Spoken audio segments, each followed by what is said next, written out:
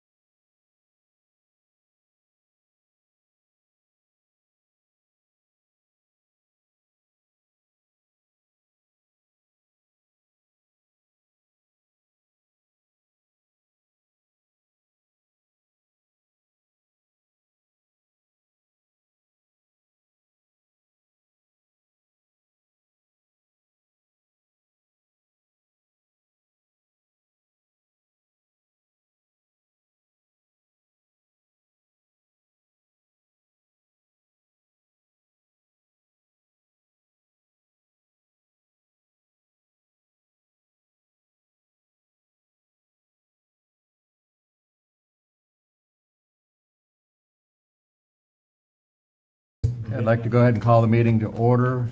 Meeting has been duly called. Appropriate notice has been given. I'd like to welcome everybody here tonight. If you guys all would stand for the pledge. I pledge Allegiance to the flag of the United States of America and to the republic for which it stands, one nation, under God, indivisible, with liberty and justice for all.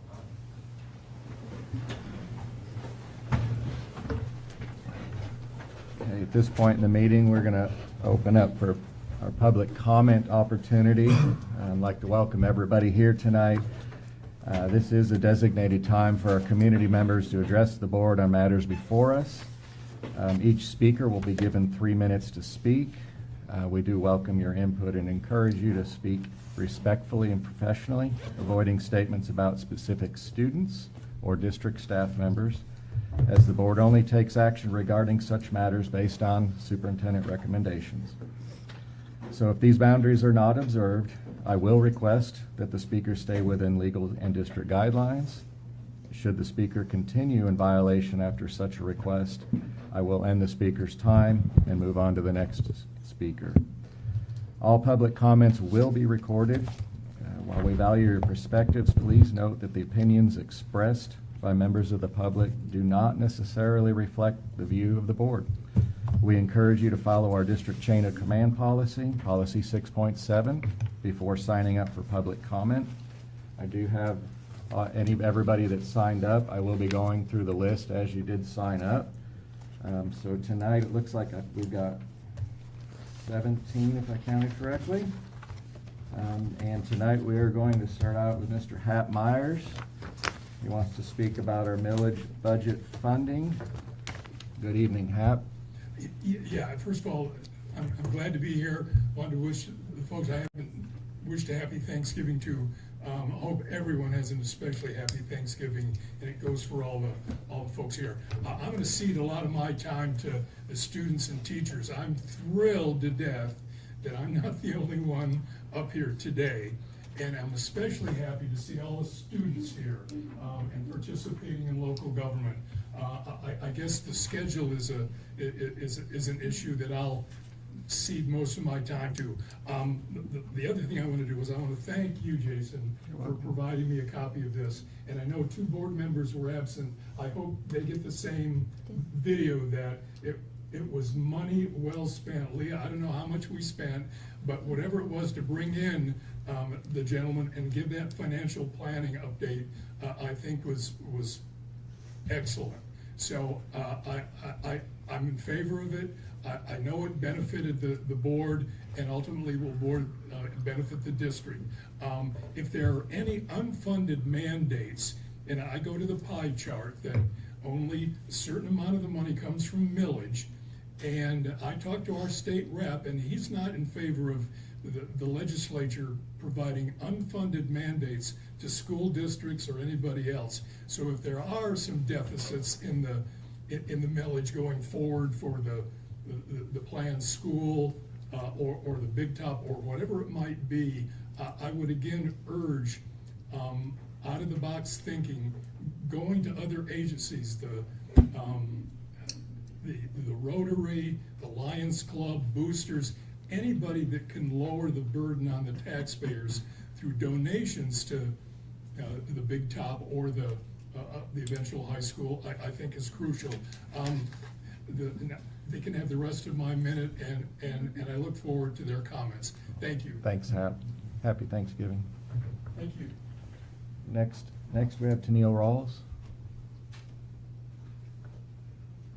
She's going to talk about our schedule. Yes. Good evening. Hi, good evening. Thank you so much for allowing us to come speak tonight. I am Tennille Rawls. I am a parent and a teacher here in the district.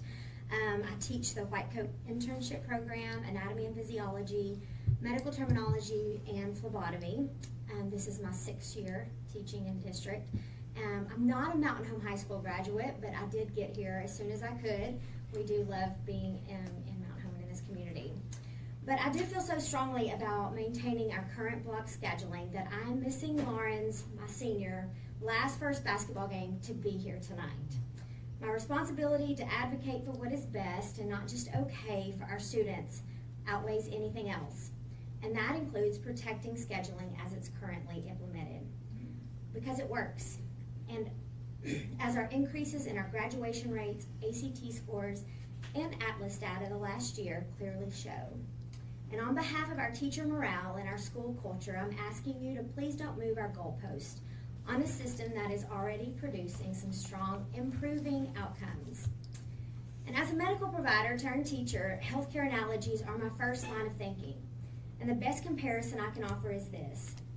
You would never ask an orthopedist to make clinical decisions about a brain tumor.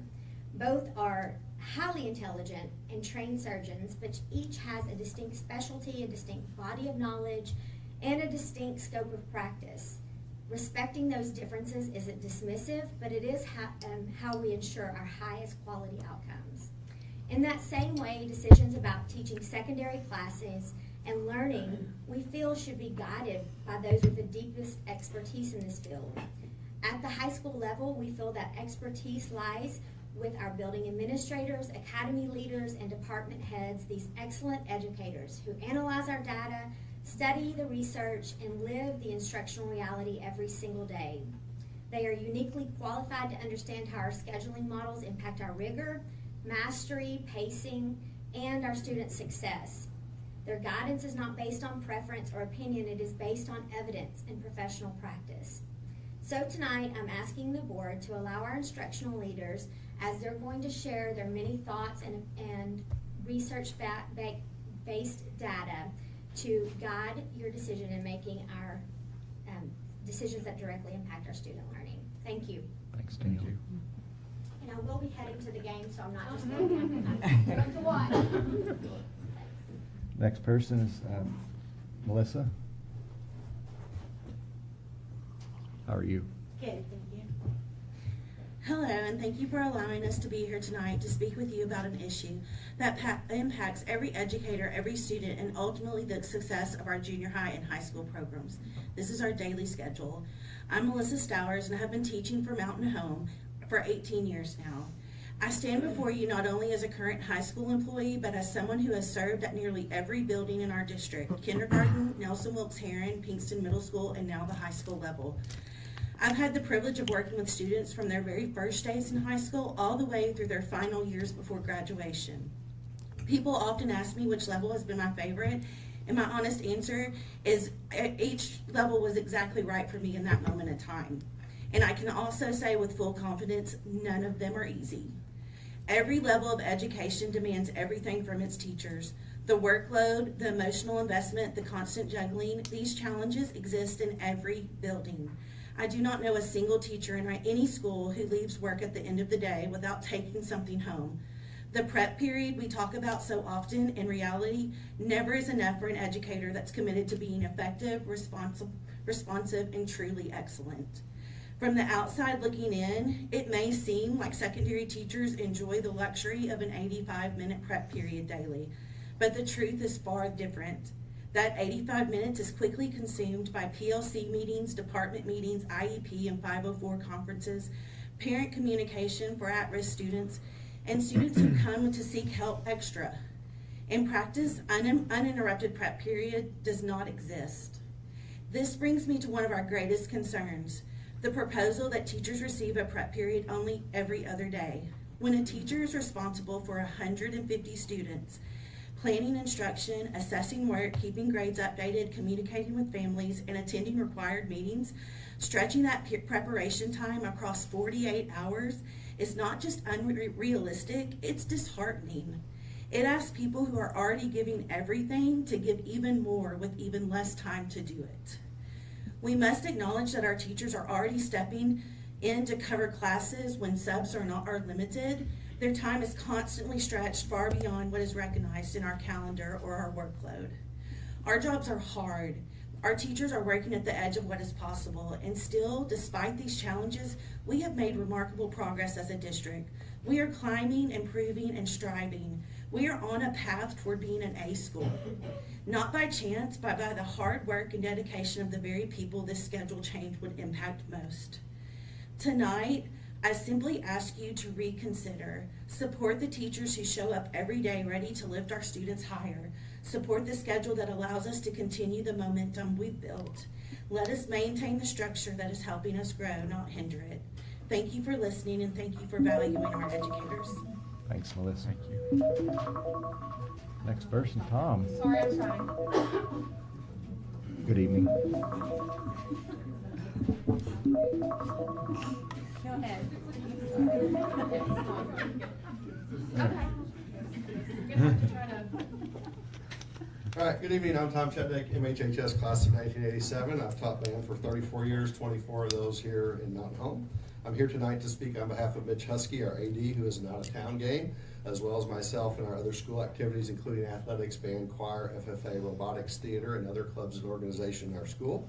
There are currently 650 student athletes in grades 8 through 12, not counting hundreds of other students participating in the various activities I just mentioned. Involvement in extracurriculars contributes to higher academic performance, increased engagement at school, and much improved mental health and well-being. And data from the Arkansas Activities Association shows increased graduation rates for students participating in one or more activities. Since moving to the block schedule at 99-2000, our athletes have shown improved grades, greater academic accountability, and reduced stress. Our current block schedule allows for advanced planning and preparation, completion of homework around late night games and travel, and avoidance of last-minute cramming. It mirrors college scheduling, promotes self-discipline, and time management. The concerns about switching away from block scheduling include the negative academic impact on students with early travel dismissals, meaning loss of instructional time on a traditional 7-period day, along with adding practice time after school, creating less time for completion of schoolwork, family time, and student employment obligations outside of school. A scheduling change would also limit multi-sport and activity participation, forcing students to choose one sport or activity over another, negatively impacting programs, potentially damaging school culture, and providing fewer benefits to students that participate in multiple activities. The academic success of our student athletes includes 20 academic state titles in the past 5 years. No athletic team combined GPA lower than 3.2 in the past 2 years, with most teams having a 3.5 or higher GPA. Our 2 national merit semifinalists this year both participate in athletics and band. Mountain Home is unique and shouldn't be compared to other districts like Greenwood, for example, that utilizes a traditional 7-8 period day. Their coaches don't teach academic classes during the day and run multiple sports teams in grades 7 through 12. And they have limited travel demands, unlike us with significantly longer travel times and distances due to our geographical location, making the block schedule better suited for our students to succeed academically. The block schedule is a critical support system for student engagement and academic success that provides balance, flexibility, and positive outcomes for overall student achievement. We need to protect what's working. So thank you for allowing all of us to speak this evening, and thank you for serving on the school board, and go Bombers. Thanks. Thank you.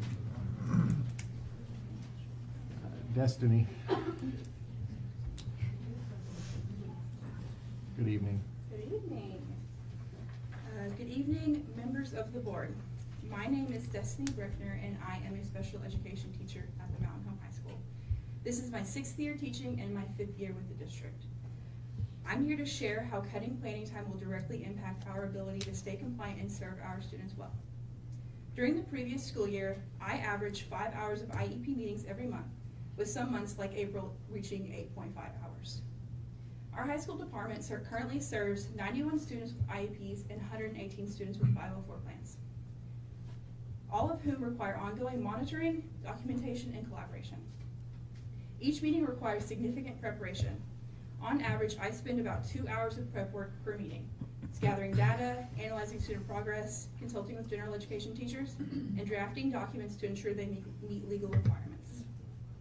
With roughly 10 meetings each month, that adds up to around 20 hours of prep time before I even step into the meeting itself. Each meeting typically lasts about 30 minutes, and these meetings almost always occur during my planning period. They also require a general education teacher who shares that aligned prep time. This means 2 educators lose essential planning time to conduct meetings that are mandated, legally binding, and absolutely necessary for our students to receive the services they are entitled to. When a meeting can't fit into my prep period, the only remaining option is to hold it during one of my co-taught classes. When this happens, I cannot support my co-teachers or my students with IEPs. This places us out of compliance with the service minutes written into those IEPs. These minutes are not suggestions, they are legal commitments we are required to uphold. Cutting our planning time in half while increasing our teaching load will create an impossible situation. The work doesn't go away, the legal requirements don't go away. What disappears is the time needed to do that work correctly and ethically. Reduced planning time means that less time for meetings, less time for preparation, and ultimately less time for students who need us the most. I love my students and I take my responsibilities seriously. I'm simply asking that the board recognize the reality of the workload that comes with special education and allow us the time needed to remain compliant and provide the high quality support our students deserve. Thank you for your time. Thank you. Mr. Blaisdell?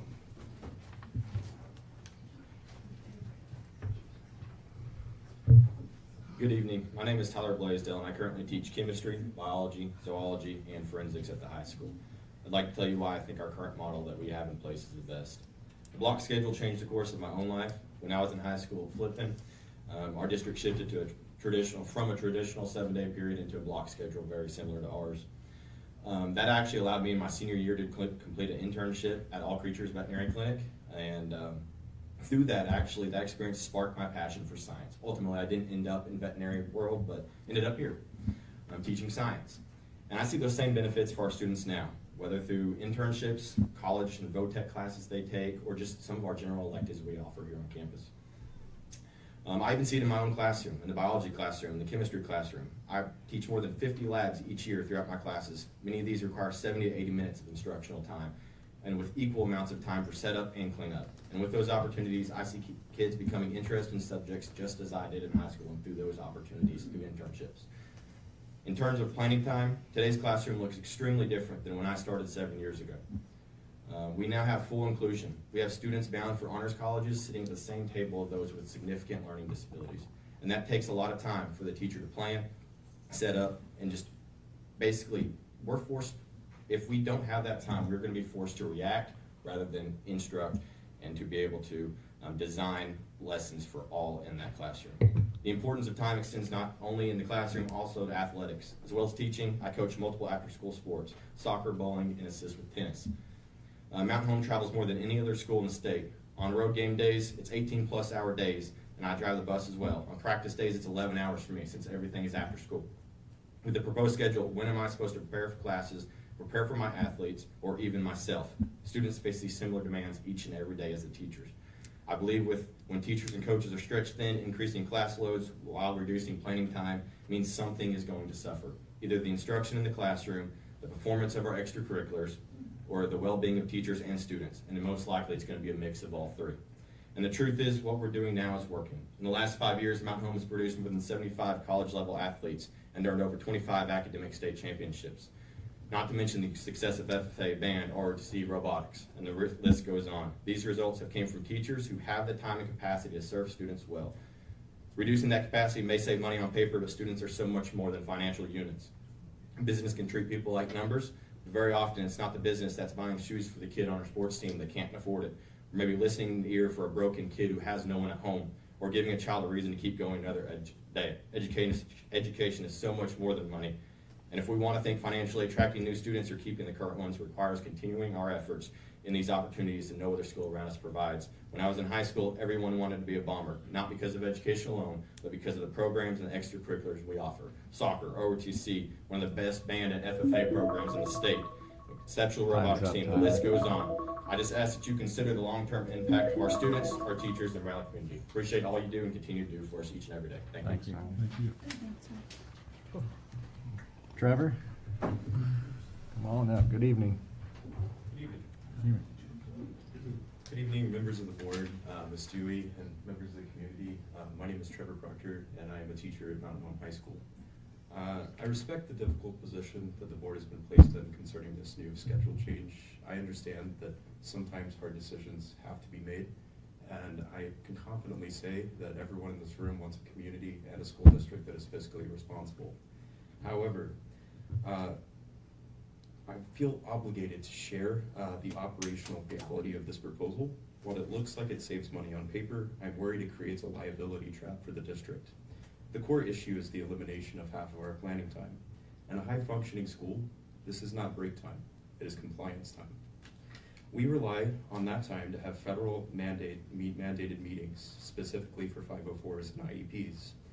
If that time is removed, I must ask the board a direct logistical question. When are those meetings supposed to take place? Some have suggested holding these meetings after school or before school. That sounds like a solution, but practically speaking, it will not work. It fails because you cannot build federal compliance on spare time. An IEP meeting requires legal quorum of staff, typically 5 to 6 people. If we try to move that work to after hours, we've hit a wall. In this district, our teachers are the ones coaching the teams, sponsoring the clubs, and running the after-school programs. We cannot coordinate 5 different staff schedules after the bell rings because our staff is already out there serving students in new and different ways. You simply can't be in a legal meeting and on the practice field simultaneously. It is not possible. So we are forced back to the school day. This leaves the district with 2 choices, both of which are unacceptable. Choice 1 is financial. We pull teachers out of class. This requires multiple substitutes to be in place for them. If that's the reality, that immediately wipes out the proposed savings that were being explored today. Choice 2 is educational. We do not hire substitutes, and instead the teacher simply steps out for the meeting. When the teacher steps out to leave a legal obligation, this halts instruction. We effectively sacrifice the instructional minutes that our students are owed. We cannot claim to uphold the standard of excellence that this community expects if our schedule forces teachers to abandon their classrooms to handle paperwork. Every minute a teacher spends in a mandated meeting during a class is a minute of lost learning for the 30 students that are left behind. This proposal places the district in a dangerous position. It inadvertently forces a choice. Do we blow the budget on subs, or do we shortchange our students the instruction that they deserve? I urge you to pause this proposal. Do not vote for a schedule that compromises the district's legal standing or the quality of instruction provided.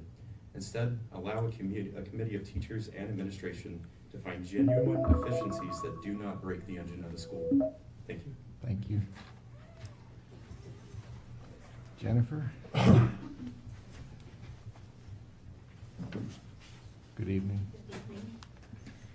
I want to begin by expressing my sincere gratitude to the board and the administration of our high school for reviewing our high school schedule and recommending the 85-minute instructional block remain in place. My name is Jennifer Drury. As an alumnus and career teacher here, this decision affirms the deep learning, social emotional support, and AP preparation our students need. However, the recommendation to implement a modification and reduction of teacher planning time will undermine the very success we are trying to preserve. This instructional time is the engine of our success. The 85-minute block is vital for social emotional health.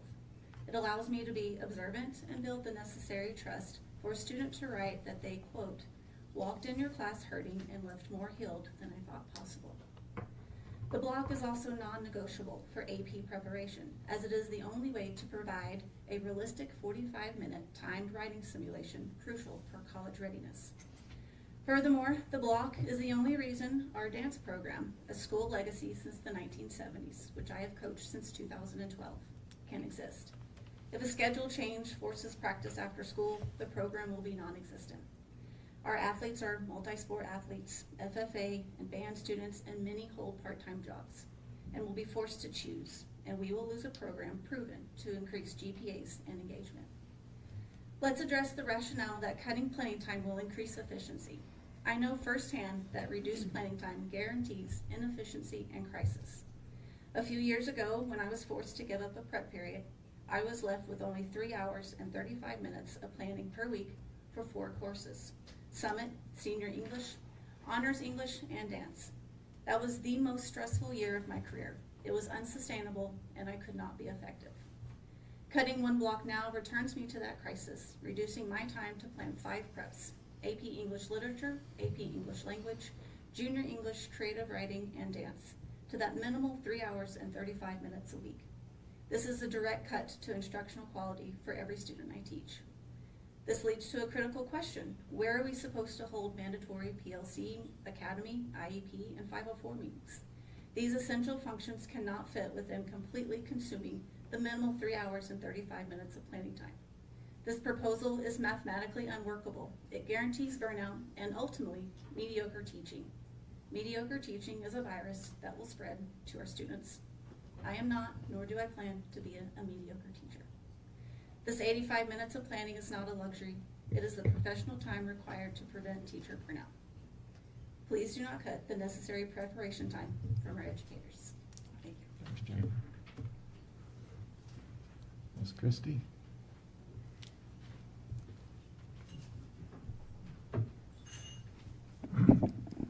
Good evening, members of the board, administration, and community. My name is Christy Lawrence, and I'm a proud former bomber, Lady Bomber from class of 1992, and I've been a public school teacher for 28 years, 6 years at Mountain Home Junior High, and I'm currently in my 14th year at Mountain Home High School. I'm also National Board Certified, a distinction that reflects not only expertise in teaching practice, but a deep commitment to continual learning and putting student growth above all else. I stand before you tonight because I love students, I love my profession, and I want to continue serving with the level of excellence our community deserves. But I also stand before you because the reality of teaching today is becoming more difficult. After reading the proposal in tonight's meeting agenda suggesting the elimination or reduction of daily preparation periods for our district's junior high and high school teachers, I felt compelled to share my insight with you as only one who has experience of walking in the shoes of a high school teacher. I teach French 1, 2, 3, Visual Art Foundations 1, and Art History 1 to a large number of students. And I sponsor clubs and extracurricular activities, many of which come without any stipend or compensation. I do these things because students deserve opportunities beyond the classroom, because they need adults who will show up for them, and because I believe in building a school culture that supports the whole child. However, these responsibilities come with a cost. Last school year, I recorded 532 hours of work outside my contract time. This year, we're only partway through, and I've already logged 115 additional hours. My preparation period, which should be a time for grading, planning, and parent communication, is frequently replaced by PLC meetings, administrative tasks, and proctoring the seal by literacy exams or other required duties.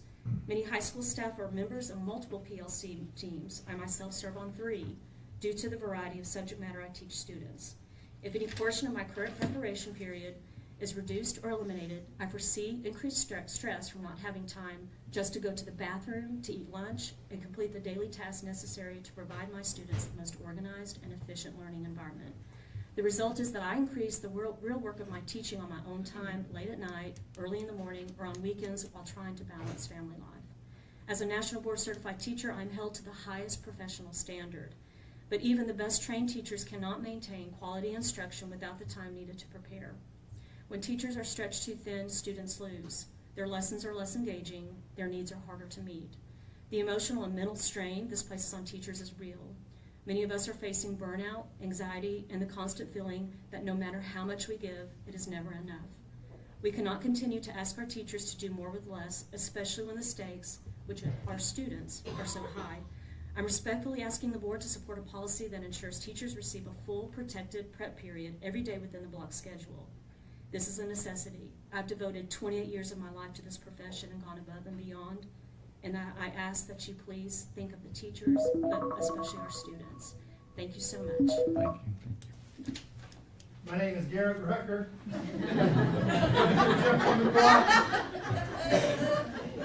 I graduated from here in 91. It already started.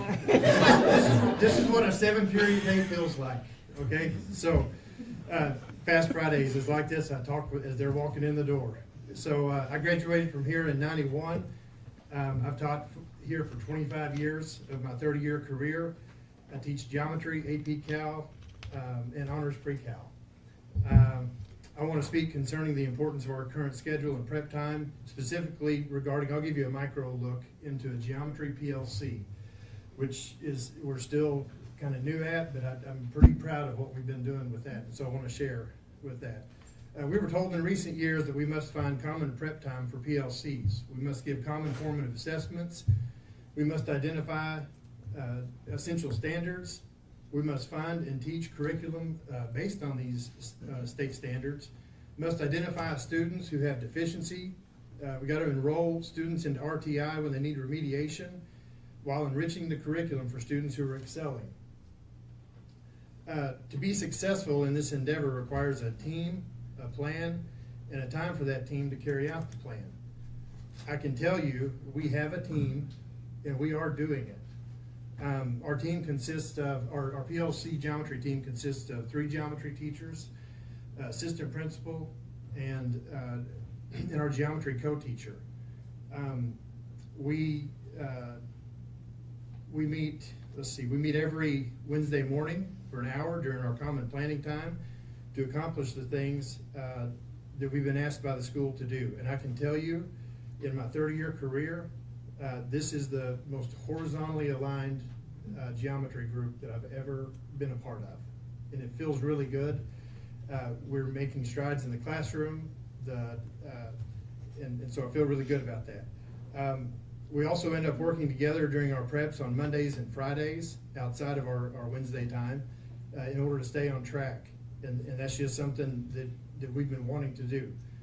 We're giving common assignments, quizzes, and tests, and intervening during RTIs. This takes a tremendous amount of time to plan and carry out. I've spent more time at home working on curriculum than I ever have. But it's work that I want to do. So all we want is to be supported in the work that we're doing. But we're being told that we may lose time to do this work while having more responsibilities added. We're exhausted, but we see value in doing this work for our students. I just hope as you make decisions that you'll consider all of our teachers who work so hard for our students. Thank you. Thanks, Gary. Hannah? Good evening. Okay, hello. My name is Hannah Blevins. I am a 2013 graduate of Mountain Home High School and a direct benefactor of the schedule that is now being reconsidered. I currently teach English 2, Honors English 2, and English 3, and this is my 5th year at the high school and my 6th year in the classroom. Since I began working at the high school, our spell schedule has changed every single year with the exception of this one. And this year, for the first time, we've been able to see the real benefits of consistency. Keeping the same schedule has had significant positive impacts on both teachers and our students. First, teacher preparedness has increased. Knowing that the schedule would remain the same allowed us to spend our summer planning high-quality instruction instead of trying to predict what the upcoming school year would look like. When the schedule changes annually, teachers are forced to rebuild routines, restructure curriculum pacing, and adjust instructional time before we can truly focus on our students. This year, with the same schedule in place, I felt more prepared than I ever have, and I know I'm not alone. Consistency helps teachers be better at what we do and our students feel that stability. Second, students need routine. When the structure of their day shifts every year, it creates uncertainty, and it makes it harder for them to settle into productive learning habits. By keeping the schedule stable, we build an environment where students can truly thrive. Additionally, the academic data shows that this consistency is working. Our high school ATLAS scores in all 3 tested subject areas, including ELA, biology, and geometry, were above the Arkansas state average. In English specifically, last year's sophomores went from being 2% below the state average at the start of their 10th grade year to 8% above it by the end of their 10th grade year. That is a 10% overall increase in their average score. These improvements are not accidents.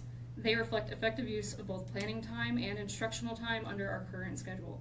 Finally, our school's letter grade improved from a C to a B. This is a significant achievement, and it did not happen because of the reinvention of the wheel.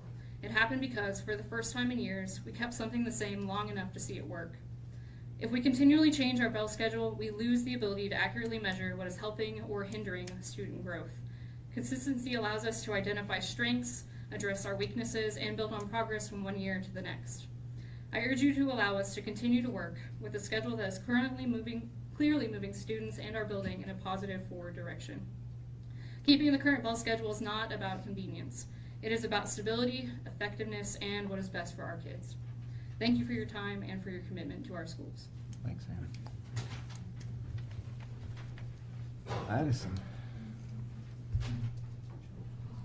Good evening. My name is Madison Engel. I'm a 2011 grad of Mountain Home, and I've spent my entire 11-year teaching career at the high school. I teach chemistry, I serve as the high school science department head, and I am chair of the district's personnel policy committee. Rather than speak about the merits of one schedule over another, I'd like to address the idea of changing the schedule itself. Regardless of what happens, it appears that we are pursuing a change with hopes of increasing student achievement and decreasing staff costs. I do not believe both of these goals can be collectively achieved with the change tonight. To begin, there's essentially no data showing a significant difference in student achievement between a 7-period day and a block schedule. Comparisons between Mountain Home and other districts across the state are not valid for drawing conclusions. When we see 7-period day schools outperforming us, there are simply too many confounding variables to claim their success is due to their scheduling. How do these schools actually improve student achievement? Do they utilize RTI time more effectively? Do they require ACT prep courses? Do they mandate AP exam participation for all students as we do, even the ones who might put their head down and not try? Are they wealthier districts? It's impossible to look at any of this data and conclude that changing our schedule will make any measurable difference one way or another. Secondly, I question the assumption that a schedule change could realistically generate the level of savings that are being projected. With estimates over $1 million, that would require cutting more than 20 teaching positions at the high school and junior high. Those savings would not be immediate, as they would rely on natural attrition and the uncertain alignment of certifications. Significant staff reductions would also long-term mean that classes would be larger and fewer electives offered, with limited flexibility in building a master schedule. Next, part of my discussion focuses on the equity of time for prep periods between elementary and secondary teachers. I know many of my colleagues have spoken on the importance of their prep, so I won't do that. I simply want to suggest that the inequity is not as large as it seems. Currently, junior high and high school teachers receive 385 minutes of prep time per week. Elementary teachers receive 40 minutes per day, plus 2 20-minute recesses. Now, you do factor out 3 duties that they have during those. They still receive 340 minutes a week, which is only 13% less. But most importantly, the greatest impact so far has been on morale. After consecutive years of improving and testing and in our letter grade, it feels as though nothing we do is ever enough. The uncertainty, the lack of clarity about why these changes are being considered, and the constant back and forth have left people tired and discouraged. In a profession that's rarely respected and already overworked, it seems we're being asked to accomplish even more with less. Regardless of the decision tonight, I fear that significant and lasting damage has already been done to the spirit of our schools. And after listening to my colleagues and friends speak, that makes me even more sad than I was when I wrote this speech.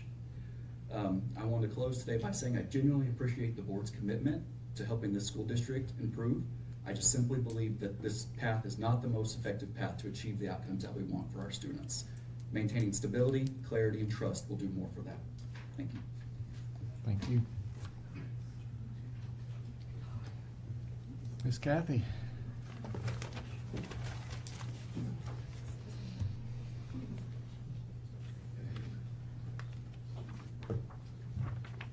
Good evening, members of the school board and administration. I'm Kathy Beckham. I serve as the work-based learning coordinator at Mountain Home High School, and this is my 33rd year in education. It is an honor and a privilege to be speaking to you this evening. I would like to address the concerns over the bell schedule at Mountain Home High School. It has been a difficult past few years for us. We tried as a district to pass 2 millages to construct a new school, both of which failed. This was a struggle for many of us employed here, as this issue decreased morale in our building. It was difficult to be cast in such a negative light during these millage campaigns from various groups throughout the community. Some of us took it very personally because we take great pride in working at Mountain Home High School. As we have been moving forward from the millage issue, reworking the bell schedule at the high school has been brought to the table numerous times. As a compromise to the scheduling issues, 2 years ago we moved to a Fast Friday bell schedule. We were hopeful that this would put an end to questions about scheduling. However, here we are. This summer we learned that our Atlas scores had increased and were some of the best scores in the district, and that our ACT scores had increased as well. We started off our school year celebrating these milestones as a staff. It was such a positive start to our school year.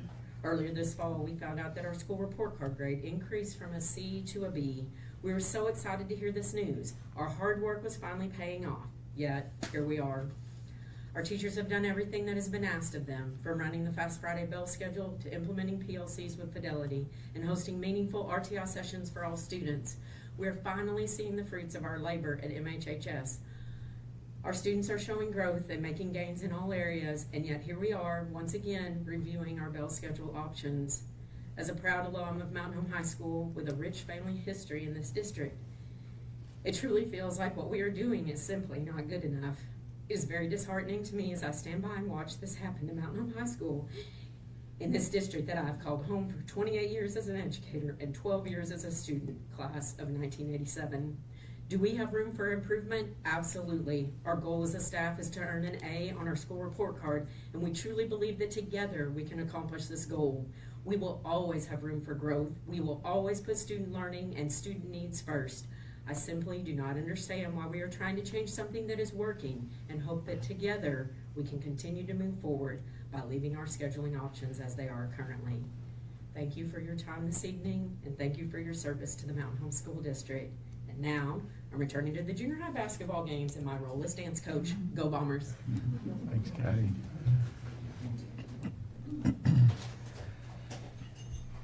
Miss Lawrence,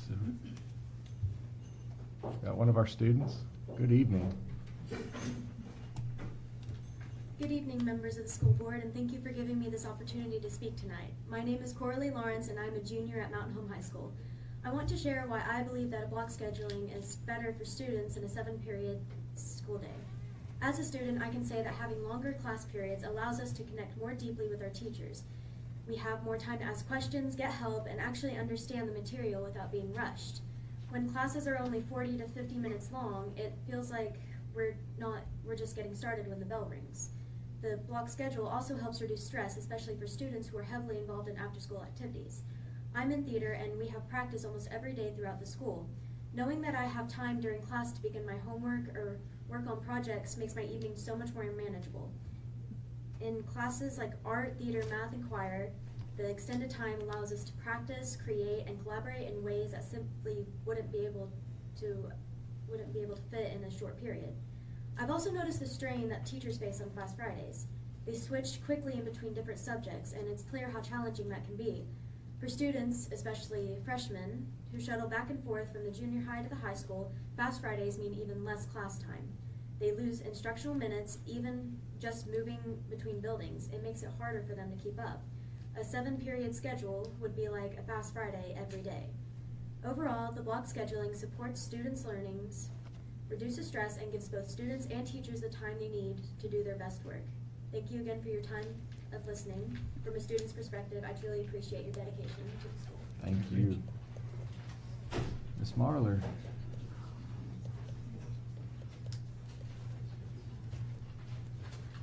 Good evening, Good board evening. members. I'm Hannah Marler, a junior at Mountain Home High School, and I'm speaking on behalf of students who strongly oppose a 7-period schedule next year. Block scheduling provides students time to comprehend the material that we're given. 7-period classes influence less valuable class time and more rushed teaching.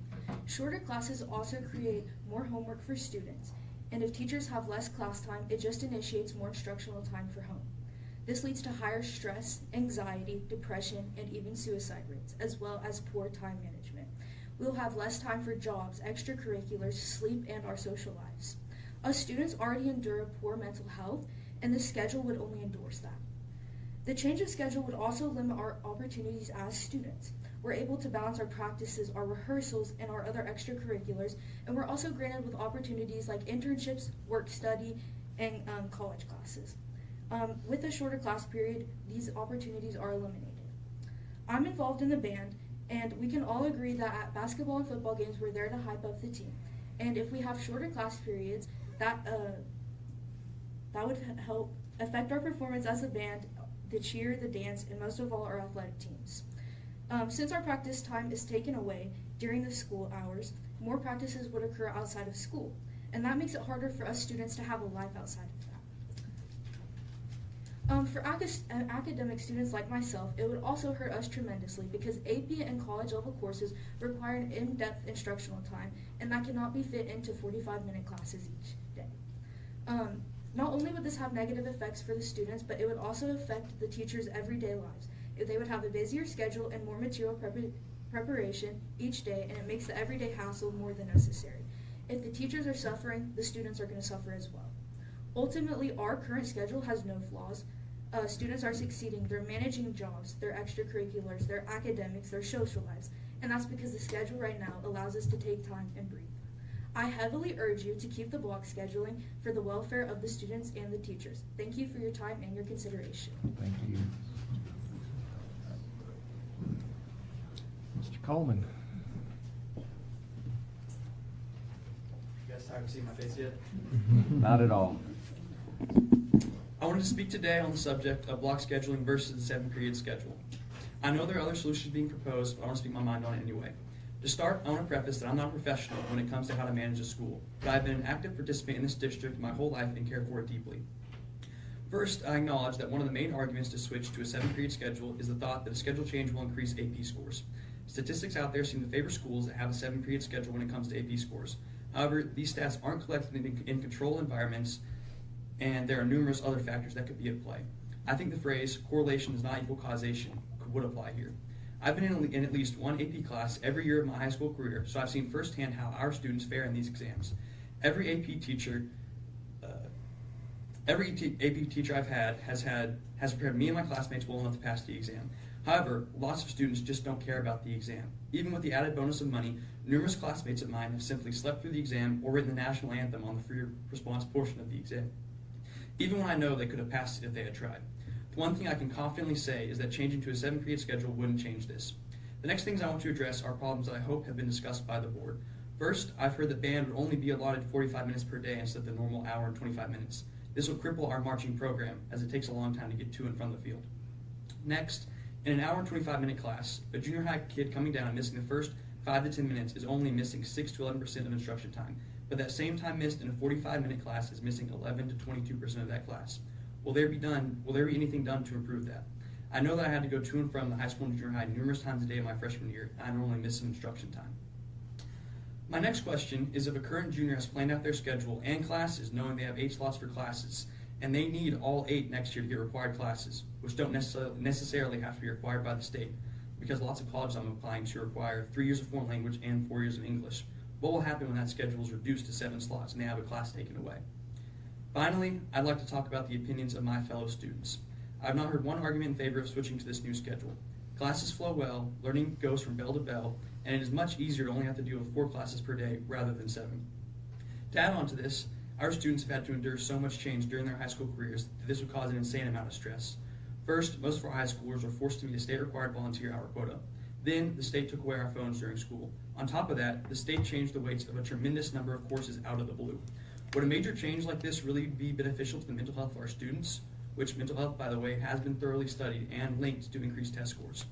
I appreciate your guys' times. And I'd like to say, most of the teachers out here today, they're the classes I've learned the most in. I appreciate them speaking. Thank you, guys. Thank you.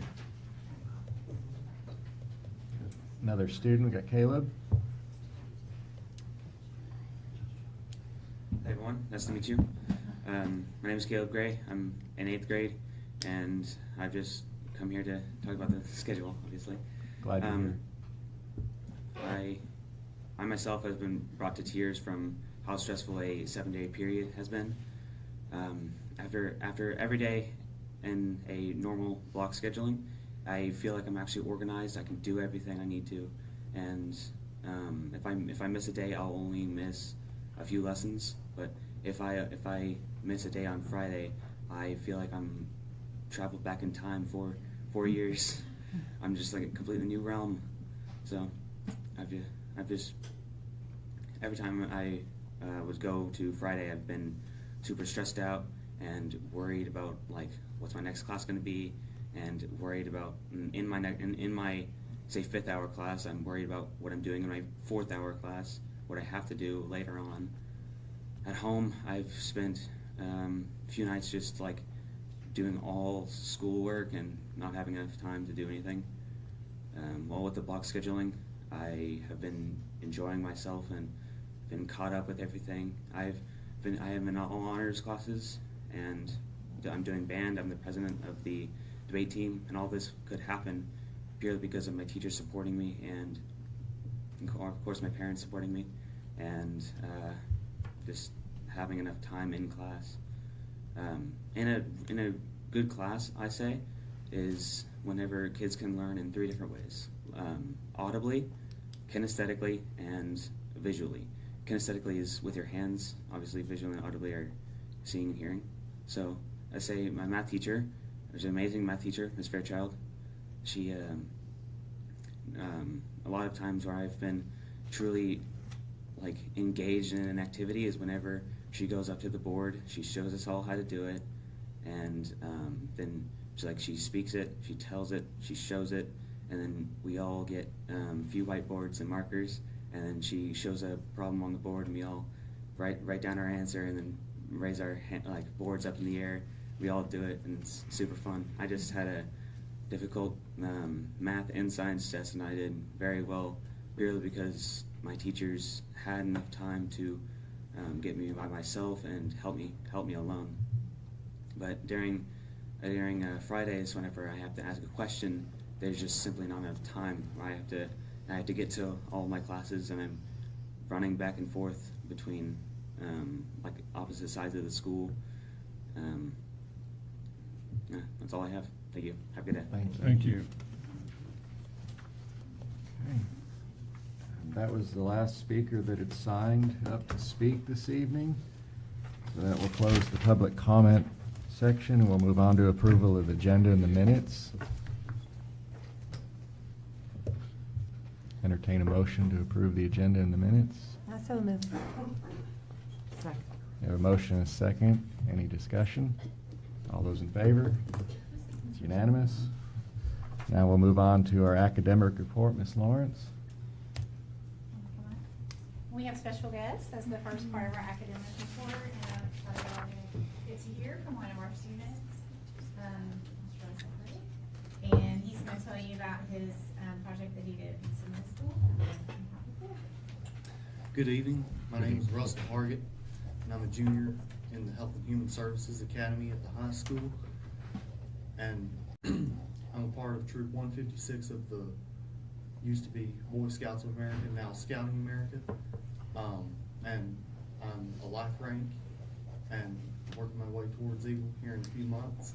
And for my Eagle Scout Service project, I chose to do an outdoor classroom at Pinkston. The reasoning is because ever since I got out of the 7th grade at Pinkston, I knew I wanted to be an educator, and I thought this would be a good way to connect to it. And if I get to come here and teach after college, then I'll really have something to look back on. We had a lot of scouts, a lot of adult helpers, including my family, help build this project. There you can see is a finished photo of it. And this is what it looked like before we ever got started.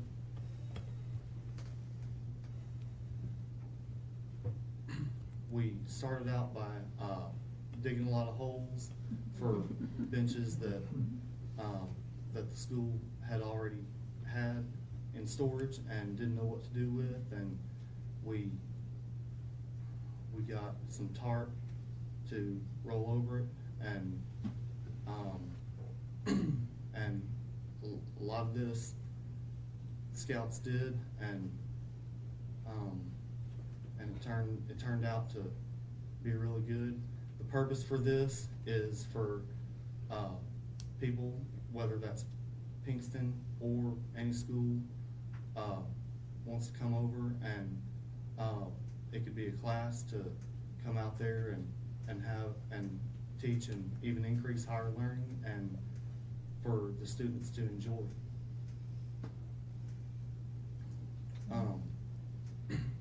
Want to thank Ms. Dewey for approving this.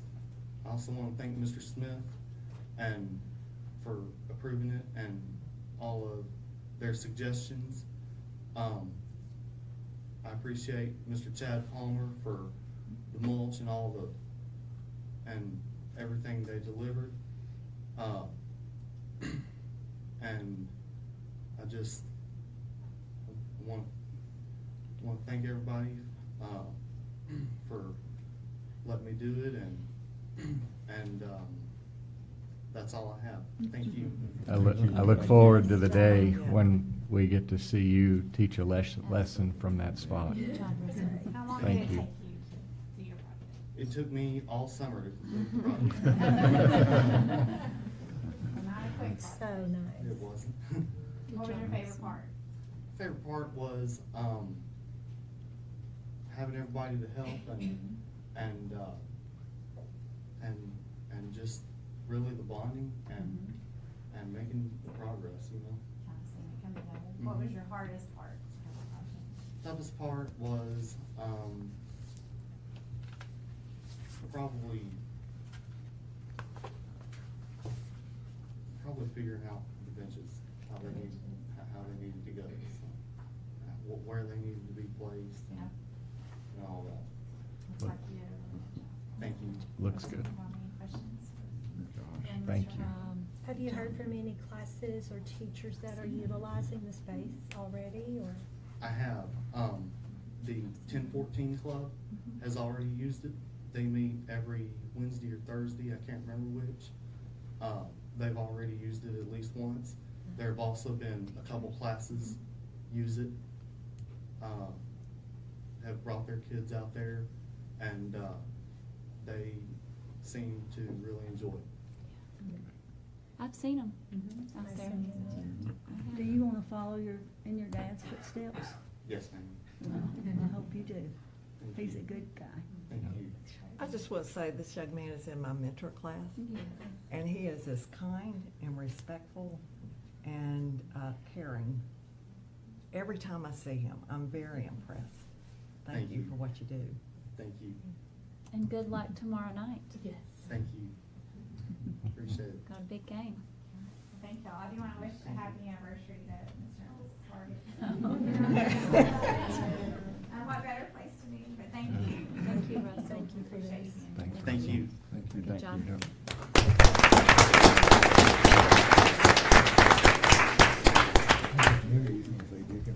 Okay, a really quick, the irony of tonight is our data's gonna be around K2 Atlas summative for all of our secondary teachers here.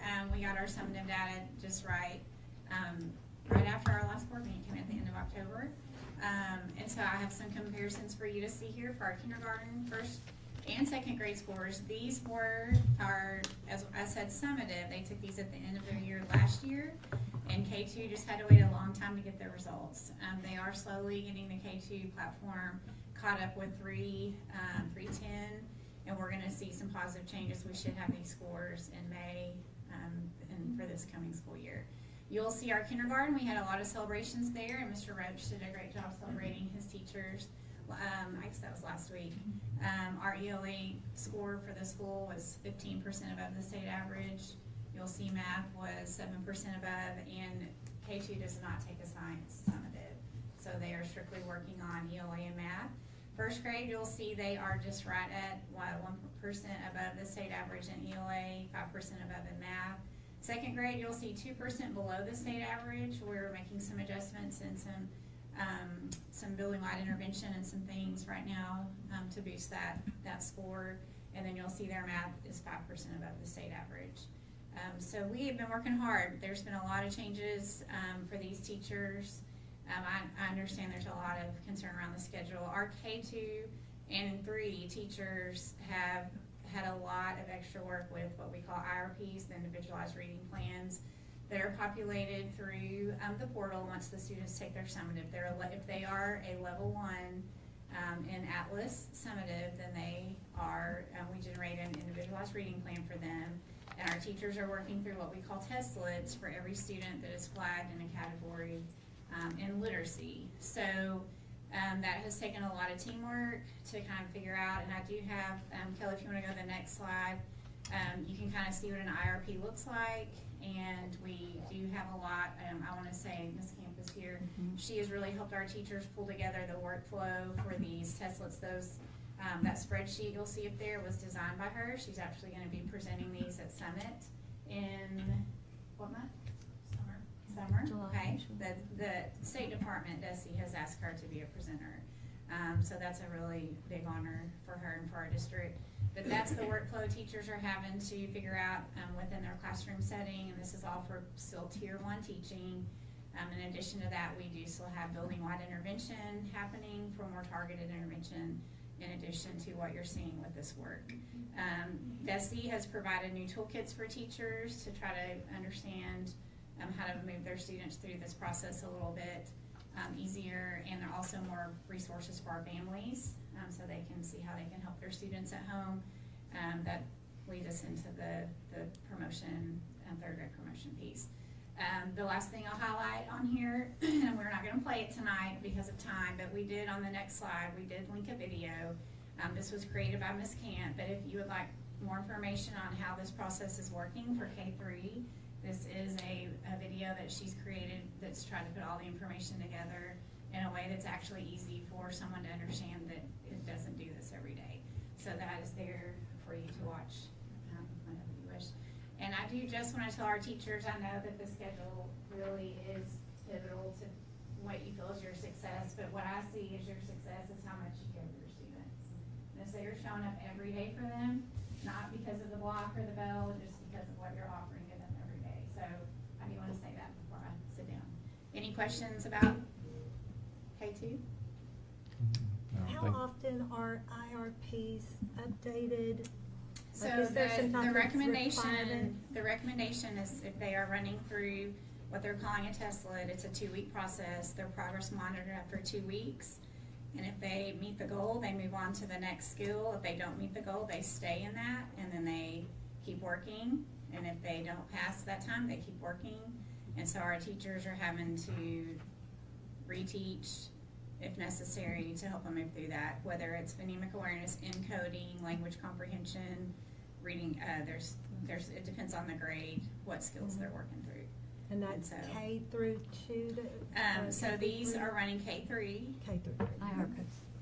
The IRPs are Individual reading K3. plans, K3. Individualized Literacy. plans for each child? That's a So level if one. they're level That's a level 1, 1, okay. now a child or a teacher can create an IRP for any child that he or she would like to, if they feel like it's necessary. It feels a little bit just for intents and purposes of what you would know, like an RTI. But Okay. it's just populating in the portal.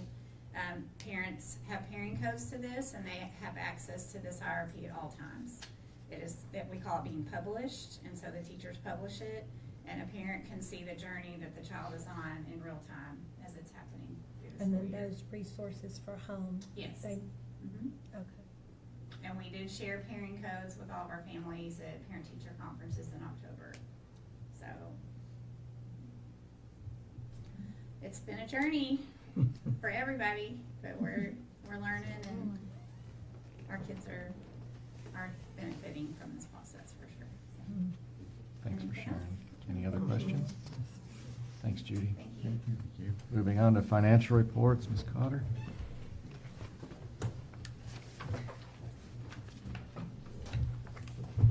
Good evening. Good evening. We'll begin with the statement of changes in fund balance for the month ending October 31st of 2025. We ended the month of October with $14,634,126.89. Just to draw some, make some points, if you look at Fund 2275, that's our alternative learning. And we did receive one of our a big installment, and we still have probably one remaining for the rest of the school year. Also, in the negative fund balances below funds like 2218 and down, you see negative fund balances there where we're waiting on reimbursements to come in. Any questions? Moving on to the statement of revenue, expenditures, and changes in fund balance for the month ending October 31st. We ended the month of October with revenues of $5,241,847.97, with total expenditures of $3,928,742.32. Any questions? Okay, moving on. Okay. Moving on to our monthly operating fund balance tracking, where we are looking at funds 1, 2, and 4. When you look at October, you see the discrepancy there, and I just wanted to remind you that this was a result in the debt service payment timing. Last year, we made that payment in October when we typically make it in November, and that was a $2 million payment. So you can see that reflection there. But we are making that payment. We did make that payment in November this year to get back on track. Which I'll you'll see come out that in the next wash, month. yeah. We've already seen that one. Yeah, we'll see that next month. Yeah, that one's gone. Any other questions? Moving on. Okay, this is the statement of changes in activity funds, and we ended the month of October with all activity funds combined of $595,753.16.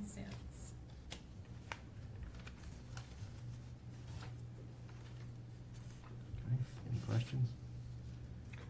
much of this comes from fundraising? How much The for majority that? of it, Mhm, especially. That's what I in thought. the- So our students are out there fundraising, our parents are out there fundraising. The school is fundraising quite a bit. I just kind of want to start highlighting that our schools do an excessive amount. Matter of fact, the community sometimes complains. I reached out because of a discussion last month and asked Coach Husky, asked Mr. Chetnick. I'm the Mountain Home Education Foundation, and you could kind of total that. That's in the side, close to 500,000, and so a lot of fundraising is happening. I just want the community to be aware of that. Any other questions for Leah? Thank you for. You're welcome. You have an addition. Donna worked on a pie chart for you to, the first one is of our overall budget that you approved in September. And then the following page is for the month. Thank you for that. That's good. You're Yeah. welcome. Yeah, this document, that graphic speaks 1,000 words, right? You say, hey, budget salaries is 80%, but until you see it, that really highlights it. That money's staying in our community, right? Some of the purchases aren't, but all of that is staying right here, right? So, just seeing it visually is really helpful to have that. Thank you. You're welcome. That was Donna's Yeah, work. Donna I did that. appreciate her for that. Mr. Really good. Schmetzky had mentioned having this a couple of months ago. Mhm. Took us a couple of months, but Donna did a fantastic job Yes, she did. coming up with a plan for that. You won't see that. We'll have those every month except for July, August, September, right? That's Yes. when we were concerned that we wouldn't have one with enough data to create a graph. Well, we were trying to get through cycle one, which is what we submit to the state. And up until you have approved Till it, you roll and have the then budget it approved. could fluctuate. So we thought October 1, the October meeting would be the best time to start for next year. Thank you, Donna. Question, do you have a breakdown on how much money is being raised for It's- these these activities? All of it. Activity funds are all fundraising. Oh, this is Yeah, 100%? every bit. Okay. I mean, unless there's book We fair. could have but that's- donations. Sometimes people I'm just sorry, donate. right, donations, book fair is in activity at times. Or just collections, like for yearbooks, or, you know, all of that stuff funnels through those activity funds, so. Okay. But Well, and that's I would like to point out, our balance did not typically run as high. When, a couple of years ago, the auditor requested that we request funds back from some of the booster clubs, because if it was money raised by students, they said that should stay within the school district. Mhm. So at that time, we did get $100,000 to $150,000 back from booster clubs. They gave it back to the school so that we could put it into the corresponding sports teams. And so typically, in the past, you did not see the budget or the ending balance being as high as it is right now. And all those funds have to be spent on students. Right. On activities, Yeah. activity funds are. And I just know that the night the basketball team was doing their fundraiser, I got 15 different text messages asking for, and I hear a lot of complaints about that from people.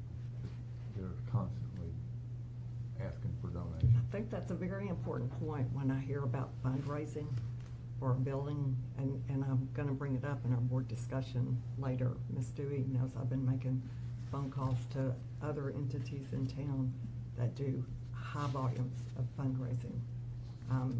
It's an interesting conversation.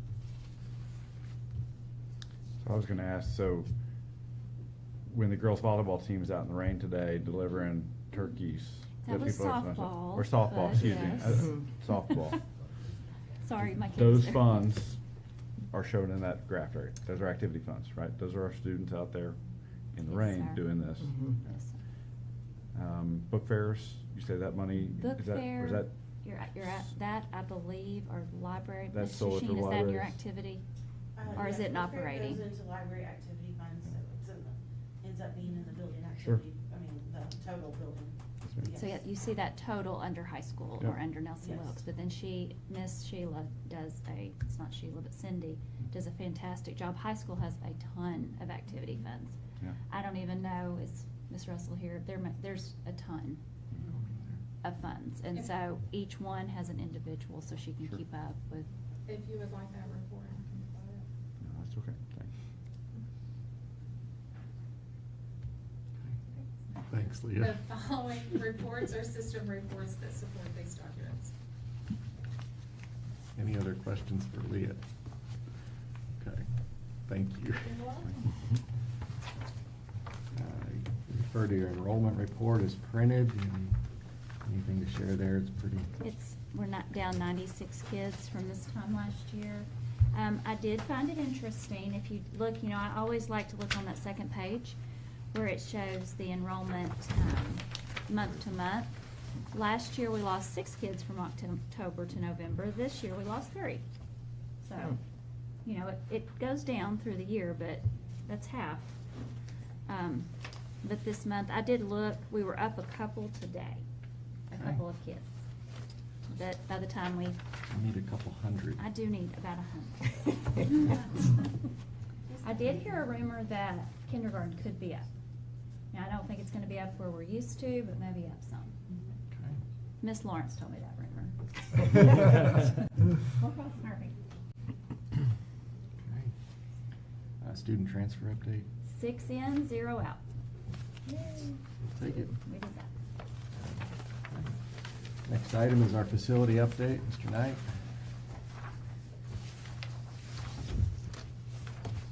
All right, since the last board meeting, this facilities division for the state did come by and inspect the Guideberry campus, gave us their approval to go ahead and start submitting their bills. I've got all of those done except for one that we processed today, so in a couple days when that check's written, we'll get that in, and hopefully maybe next month I get a report where we tell you that you got $300-something extra $1,000. I paid the last bill to the contractor. He went ahead and sent this video. I'm not saying we should watch it, but if you wanted to kind of look, he has side-by-sides of a flyover of the school, so you can actually just see the immense amount of work that was to get that done. Our last thing to get that completely finished over Thanksgiving break, the maintenance guys are gonna go in. They actually started today since it was raining. Put up 460 of the stained tiles from years of leaking and stuff. So we always do that last. And then the review for our partnership project for the high school has been received and accepted, and that's kind of tentatively scheduled for January. Any questions? Yes, sir. Facilities update. Moving on to action items. Mr. Knight, high school gym AC. Yes. So unfortunately, a couple of months ago, we had one of the AC units at the high school gym stop working.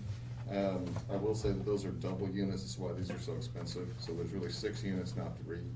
So when one went down, it's actually 2. And we went ahead and bid that. We had 2 people bid on it. We had at least 3, if not 4 people come and look at it. I'm recommending that the board approve bidder number 1 in the amount of $39,760.57 for the replacement of that. And if all goes well, we'll get that ordered. It'll be in before Christmas because we have to crane that in. So we hopefully do it over Christmas break. Heard the recommendation. Do we have a motion? I make a motion, we accept the high school gym AC replacement as presented. I'll second. Got a motion and a second. Any discussion? This is one of the things, maintaining our properties. You have Gotta to, do it. right? Do it, yeah. You could kick the can down the road and run it on 2, but guess what? We're putting more wear and tear on those 2, and it's gonna bite us in the long run, so. Waste more money long term. Long term, this is maintaining our structures. This is what our building fund's for, so. All those in favor? Unanimous? Thanks, Chris. Action item, request to approve budget of proposed expenditures. Ms. Cotter? Attached, you will find the proposed budget of expenditures as well as related sample election documents. Arkansas Code annotated 2680-102 A2 states that the Board of Directors of each school district shall prepare, approve, and make public no less than 60 days in advance of the annual school election a proposed budget of expenditures deemed necessary to provide for the foregoing purposes, together with a rate of tax levy sufficient to provide the funds therefore, including the rate under any continuing levy for the retirement of indebtedness. As stated in Arkansas Code 613-622 of 2016, the requirement is that we publish this budget at least one time in the newspaper, and then the publication will be made not less than 60 days before the school election, at which the annual ad valorem property tax for the school district is decided by the electors. This year, our school board election is scheduled for Tuesday, March 3rd, 2026. Therefore, correct publication must occur on or before December 31st of 2025. The rationale is the administration is seeking your approval of the attached proposed budget of expenditures with tax levy for fiscal year beginning July 1st, 2027 to and including June 30th of 2028, and to approve all related election documents in order to comply with the above referenced requirements. The total proposed tax levy represents the same rate presently being collected. So our recommendation tonight is that we recommend the adoption of the attached proposed budget of expenditures with tax levy for fiscal year beginning July 1st, 2027 to and including July 30th of 2028, and to approve all related sample election documents. Further recommendation, do we have a motion? I make a motion, we approve the budget of proposed expenditures as presented. Second. Motion and second, is there any discussion? Just highlight what Ms. Cotter said, there's no change. No change. In the current millage. It comes up every year when people see it on the ballot. There's no change. It's the same. All those in favor? It's unanimous. Thanks, Ms. Cotter. Ms. Lawrence, your HIT grant funds. Okay, so, our subject is vendor payments over $20,000. Our background is that the board policy 7.5 and 7.13 requires board action for purchases in excess of $20,000, in addition to certain bidding procedures for many purchases. With the passage of the LEARNS Act, Arkansas is continuing its commitment to supporting academic outcomes of students statewide. The Arkansas Division of Elementary and Secondary Education launched the Arkansas High Impact Tutoring Grant Program 2 years ago, providing additional instructional support to students through high impact tutoring. The district was notified on October 17th, 2025 that it will receive partial grant funding for the high impact tutoring for the 25-26 school year in the amount of $96,000. The recommendation is to approve the total reimbursable amount of $96,000 for purchases with the following vendors: Amplify, which is at $94,500, and Bloom, and those are headsets at with the mics for $1,400.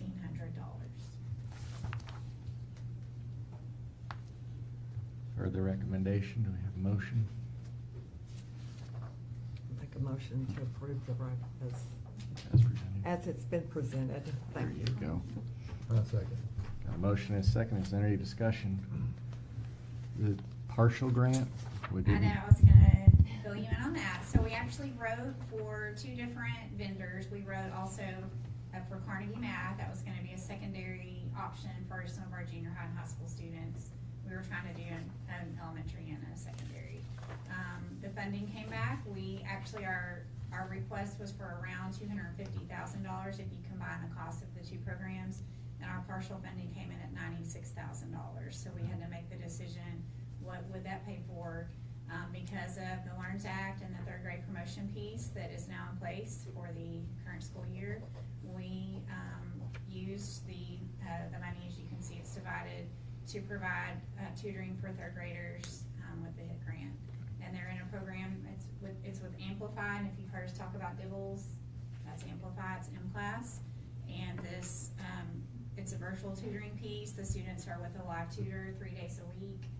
Ms. Goodwin and Ms. Strider and I actually oversee the students over in this program Monday, Tuesday, and Wednesday morning. And it is in perfect alignment with what we're doing with DIBBLS and what you saw with the Teslas. How many times have we received this grant? This will be our third year. Third year? Mm-hmm. And we wished it had been a little bit more, but we were happy to get funding, and we feel like we have, now that we've seen the program at work, this is our 4th week to do it, we feel like the choice to do Amplify was a good choice for our students. They progress monitor within the tutoring, just like we are doing with the Teslas, and it's in the same skill sets as you see on the Teslas. And this is reimbursable grant, so. Yes, 100% reimbursable. Okay. Any other discussion? All those in favor? It's unanimous. Thanks, Judy. Ms. Dewey, request to approve policy update. Or did I? Longevity bonus.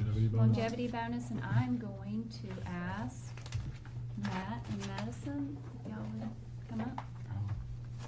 Did Please. refresh. It has my name, but I was hoping you all were gonna do this.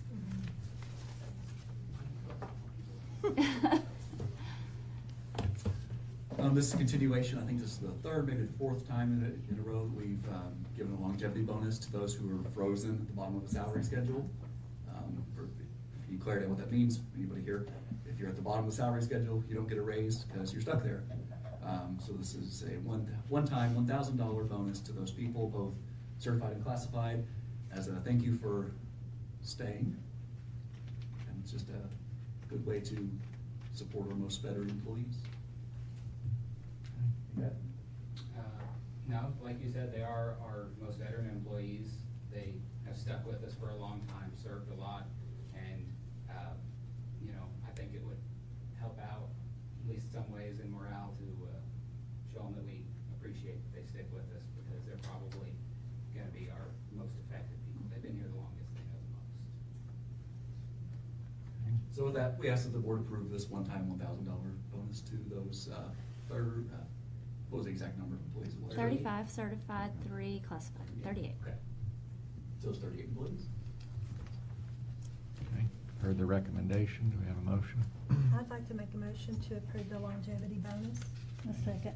Motion and second. Any discussion? I'm happy this is back here again this year. It's a great thing. So. Okay. Any other discussion? All those in favor? It's unanimous. Thank you, guys. I think I've got the right agenda pulled up, so move on to approve the certified salary schedule edition. Good evening. Hi. I wanted to visit with you guys tonight, let you know a little bit about where we are in this process. We are following policy related to certified salary schedules. We had been working in, I've been here for 8 years, and this topic comes up often about therapists, OT, PT, and speech, and their salary schedules or lack thereof, and how that compares with the contract services. And so, following our policy, we met with the finance committee to see if they would like for us to bring this to you guys next, and then from there to PPC for consideration of this proposed salary schedule. So I am asking the board to accept this proposal to allow us to continue the consideration of adding this salary schedule to our current salary schedule for certified staff. I make a motion, we accept the recommendation for the proposed salary schedule. Second. Got a motion and a second. Any discussion? So I did talk to Mr. Engel. This can go to the PPC meeting in December, and then they will come back with either a accept, adopt, reject, or amended option for the board. And the board will, of course, make the final decision on a salary schedule for PT, OT, and speech. And one of the things I wanted to say was this is just a tool. It may never be used, but if we have it, we have opportunity to hire some of our own folks at a rate that is still less than what they make at the hospital or somewhere, but it is a little bit, it does, I think it's just a little bit over what a speech therapist would receive on our certified salary schedule. It when is you look slightly above. slightly, because their masters are 60 hours. In light of trying to find places to save money, This is this is fantastic. I mean, you do have to point out to these licensed folks that are incredible, but they will get a retirement package that's not offered anywhere else. You cannot be self-employed and have the retirement package that you can get. I know that personally. So it's really a great opportunity. I hope we promote it hard, and I hope we keep the quality of licensed therapists that we have. And this is not gonna be an all or nothing, right? We're not gonna suddenly shut down contracted No. services, do it. This is just to provide, if, hey, somebody wants to come here and work at the school, have the school schedule, have a retirement, it has a spot, we have a spot on the salary schedule for them. And that was some That of the makes sense. questions like the finance committee asked is, do you think that we'll be able to, like, if this goes through, we pass it, do you think we're gonna be able to hire all the therapists we need? Yeah. And no, I don't. I mean, I've told y'all that at a previous board meeting.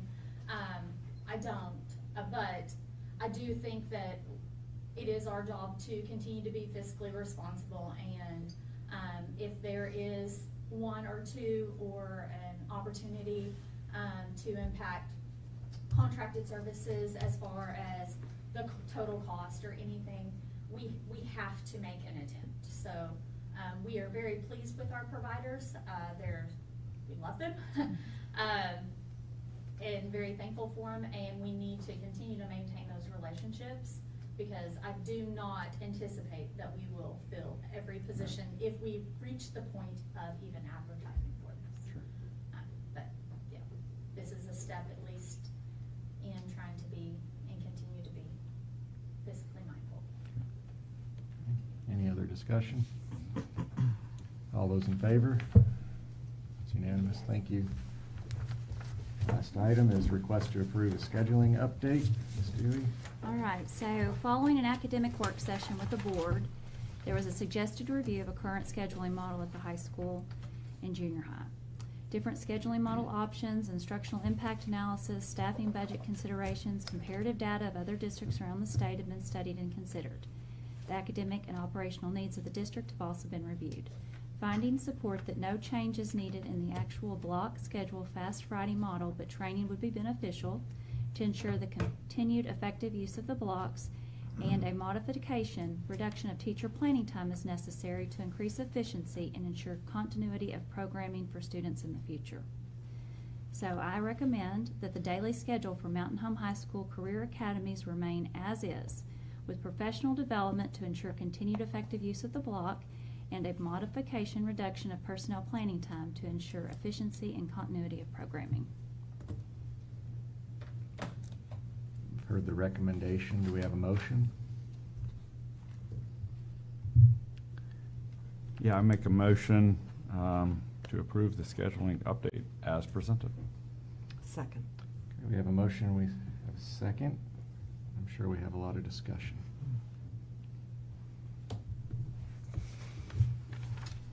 Who wants to go first? You usually do. Oh, gosh. Well, I'm gonna start, because there's something that was said tonight that really bothers me. I am very much pro block scheduling. I was here when it started. I was here trying to build volunteers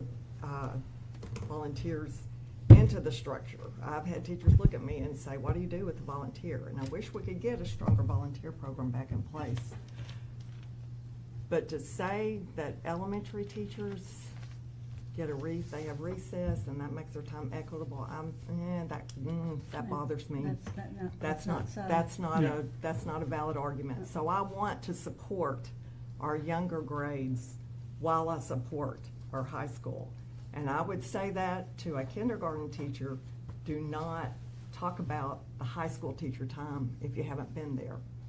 And if you're a high school teacher and you haven't been on that kindergarten playground doing duty, don't talk about it. So I just had to say that because I've got many friends who are in those elementary grades. They have the pressures that you do. What we need to do is show support for all of you. So I just have to say that so that we're not attacking lower grades and higher grades. Thanks, Molly. There's a lot to unpack from what was said this evening. First Yes. off, thank all of y'all for being here and standing up here and giving us your opinions, right? Absolutely. We're all listening. When I looked around, everyone was listening intently. So thank y'all for that. I won't unpack it all at this one point. Just there was one comment about not supporting teachers and teacher culture. I'll reject that argument too. Like, at least without speaking for the board, speaking for myself, since we've come here, that's one of the first things I've talked about, and I've talked about continually with Ms. Dewey, is improving our culture, improving our morale. There's been board action items such as, hey, we can get rid of Canvas and go to Google and save $40,000 a year. Well, when you start looking at, hey, what is that going to do to our teacher morale? Is the juice worth the squeeze? Hey, we vote to stay. Hey, let's pay that to help keep our teacher morale up for those younger grades. So this has nothing to do with teacher morale. Teacher morale is actually still high on our list of things that we look for, and we're trying to improve our district in. So this is not something to knock down teacher morale at all.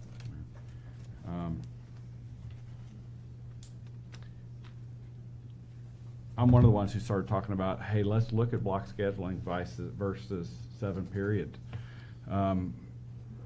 I didn't write a speech like y'all did. I kind of wanted to hear what was said tonight and kind of respond to some of it. I started talking to Ms. Dewey a long time ago about it, and looking at the history of when did we switch to block scheduling, how many schools out there do block scheduling. I started hearing talk 11 years ago when I moved here, long before I even had kids, much less even thought of being on the board. And I'd hear complaints from our neighbors who had students that this was a soccer player, right?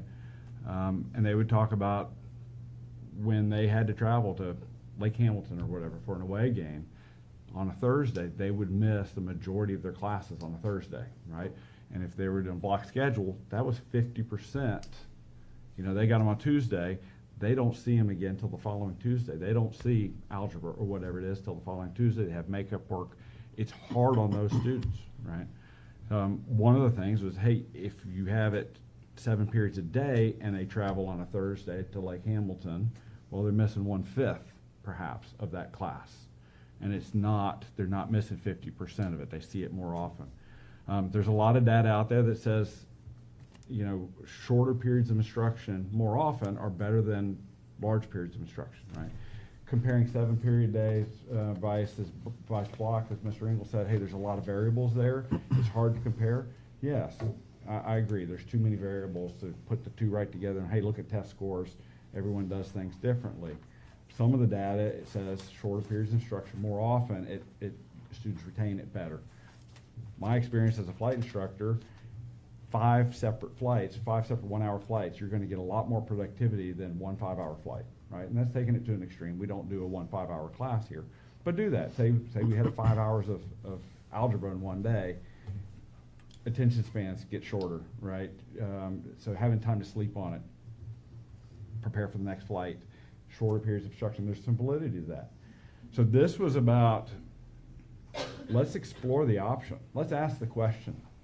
So the idea that we've damaged our culture, we've damaged morale by saying, what environment can we do to help improve student outcomes? I don't think there's anything wrong with asking that question. That's something that I feel that we should all be asking constantly as a board, as staff. What can we be doing better? Is there a better way to do business? And so this was merely a let's go explore this option, see if it holds validity, see if there's a better way for our students to learn, right? I heard comments tonight about how much better we're doing here in recent years, and I agree. And I'll make some comments here at the end, but I'm in favor of sticking with the block scheduling because I want these changes that we've put in and we've seen the results already. Hey, let's let these changes keep cooking. Let's see what we can do without changing the block scheduling. But if they don't change, if we stall out or we go back to I won't say state averages, we should be above state average. I'm going to reserve the right, hey, let's look at this again. Is this the right thing for us? Block scheduling, I grew up in a 7-period day. From my understanding, we switched 25 years ago. It was kind of the fad du jour back then, and the data is hard to find, but it looks like about 23% of the schools, a little over 20% of the schools in Arkansas switched to block scheduling back then. And since then, a little over half of them have switched away from block scheduling back to 7-period day.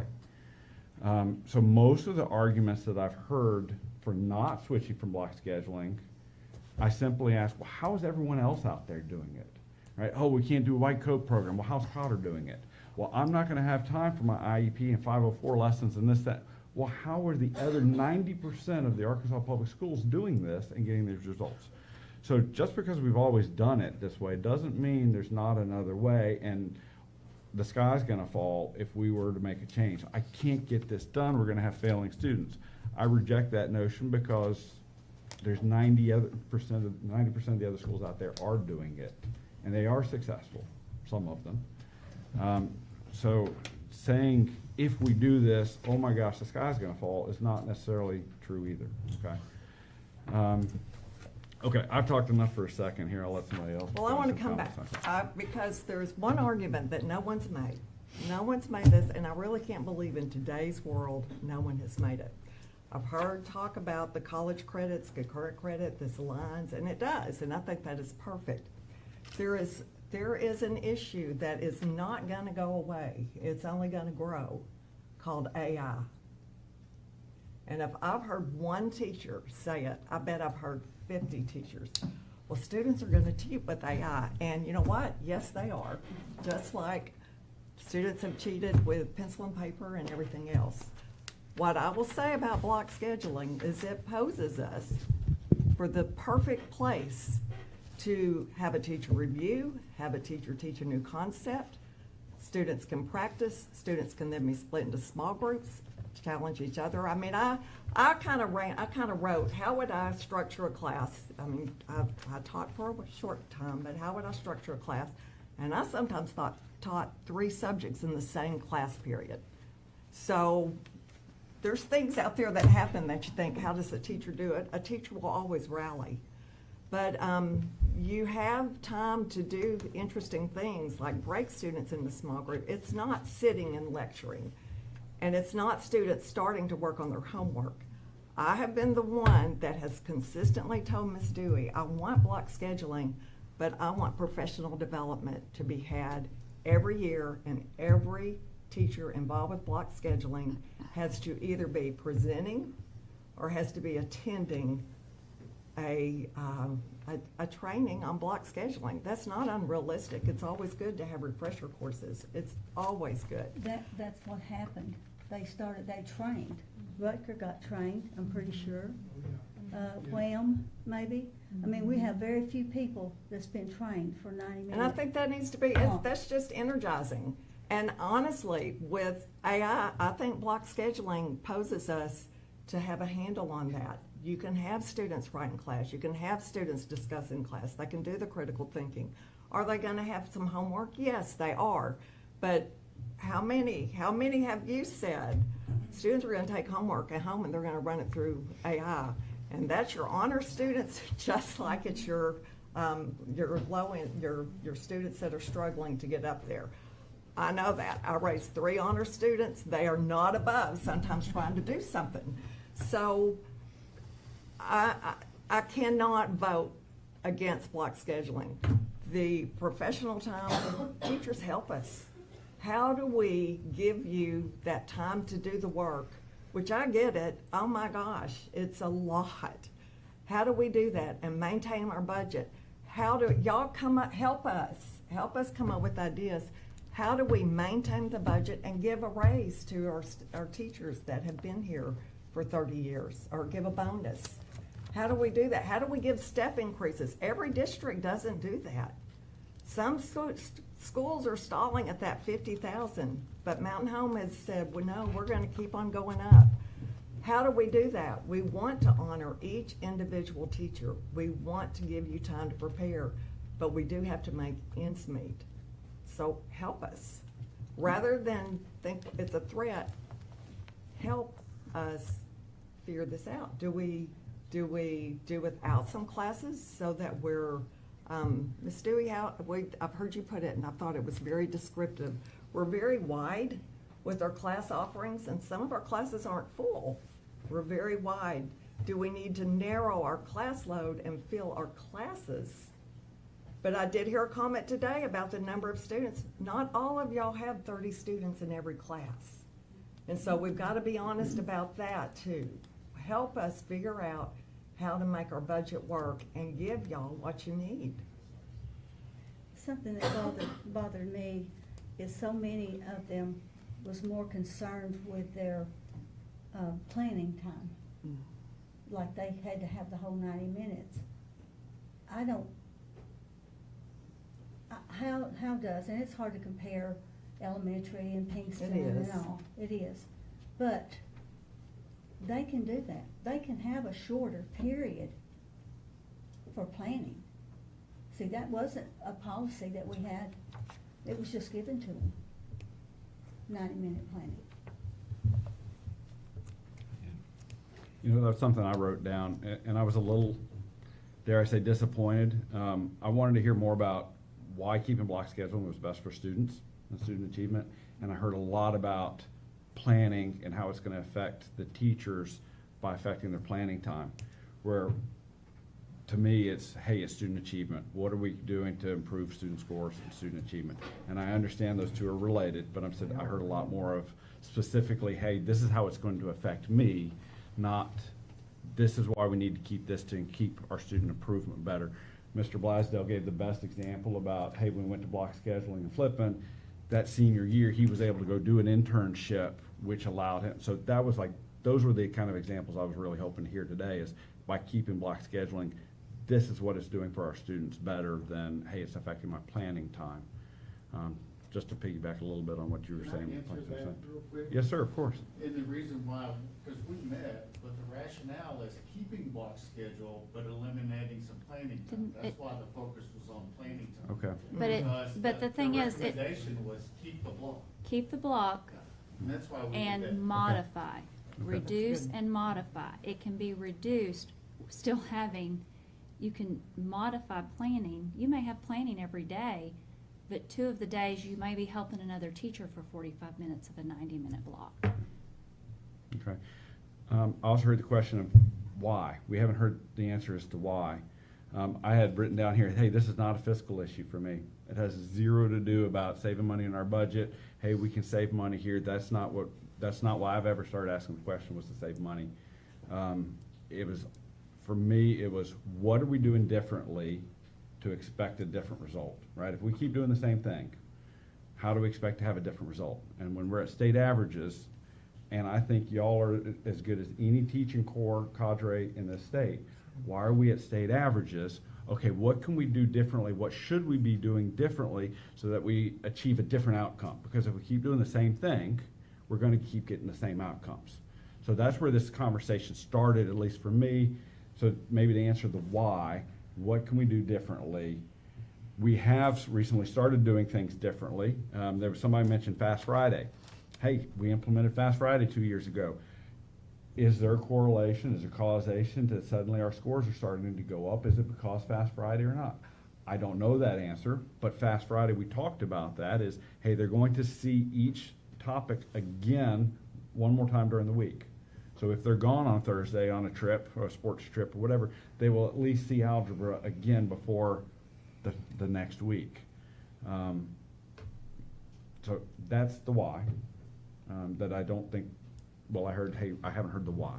So, Mr. Booth, I interviewed several students. I interviewed in my mentor class, working with Ms. Hughes on a project. There was some extra time and she pulled in some students for me to visit with them. I found it interesting when working with Ms. Hughes, the AP students, they found Fast Fridays exhausting. I mean, just exhausting. And they saw no point to them that was a waste of time. In my mentor class, I did have 2 young ladies, kind of to address, who said, we get so bored in class, we like the faster schedule. That was out of 15 students. I had 6 students, so 2 students out of 21 found value in the Fast Friday. I kind of have to listen to that. That's kind of a big deal. Okay, if there's no value here for the students, is it helping? If block scheduling is done right, it works. Our teachers are proving that they're doing it right. Do I think some new student teachers coming in, even some teachers that are old veterans getting a little tired, to use refreshers? 100%. Yes, I do. The modified planning time.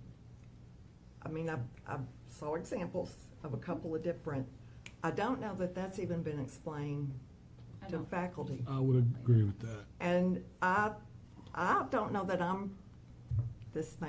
don't know that I'm ready to vote on this until y'all see what modified planning time looks like.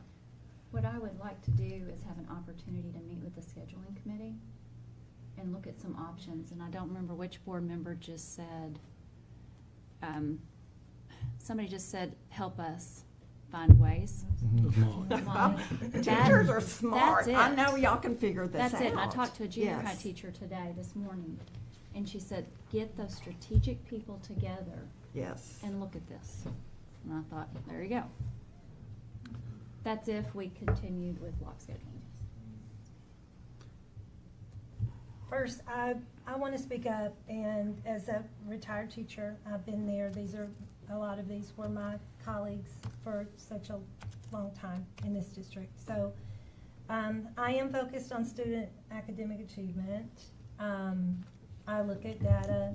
I try to analyze data. This was brought up as a fiscal issue as well, money. So we do have that responsibility, and those 2 things I feel like have to be prioritized in this decision. I feel like we have to, even though we have amazing teachers that are passionate about what they do, that's who I am too and who I always was with my students. But I do have to look at data and make data-driven decisions. I did as a teacher, and I feel like that's part of my role here now. From all of I believe the board received the same. We all received data to look at comparing schools with our school with other schools of similar size and demographics, as closely as we can be to another school as far as what we look like. Their data, and many of them are outperforming us in many areas.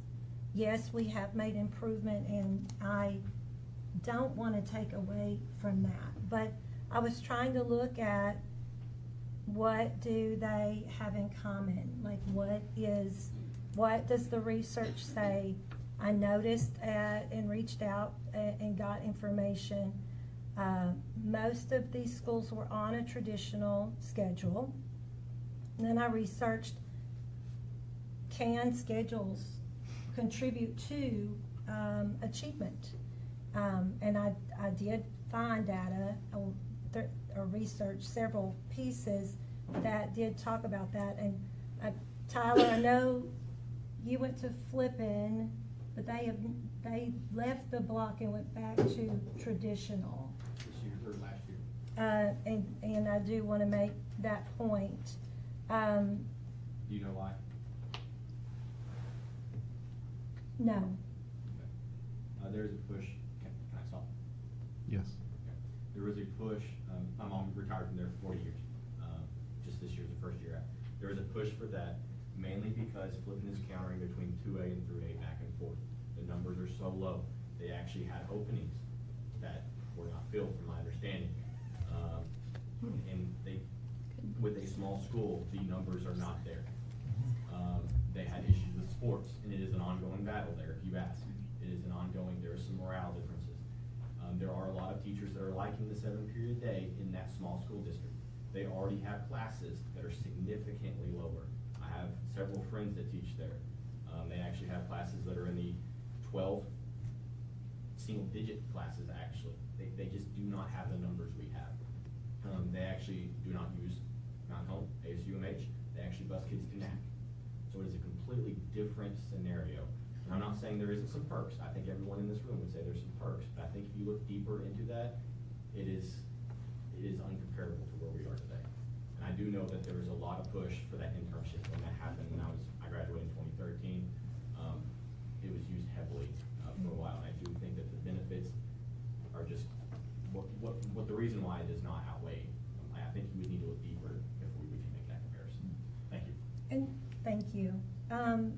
Internships, work study, white coat, all of the things that we do go into a different schedule, a traditional schedule. However, any of that going away, concurrent credit classes with ASU Mountain Home, we still have that partnership.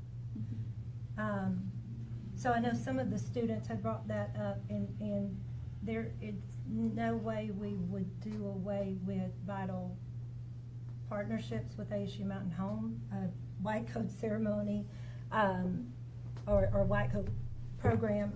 None of our internships would go away. When I look at data, I have to ask why. It's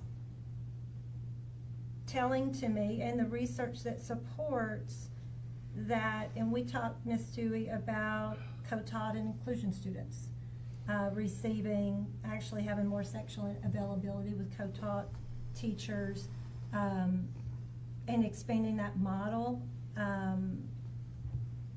It gives more section availability.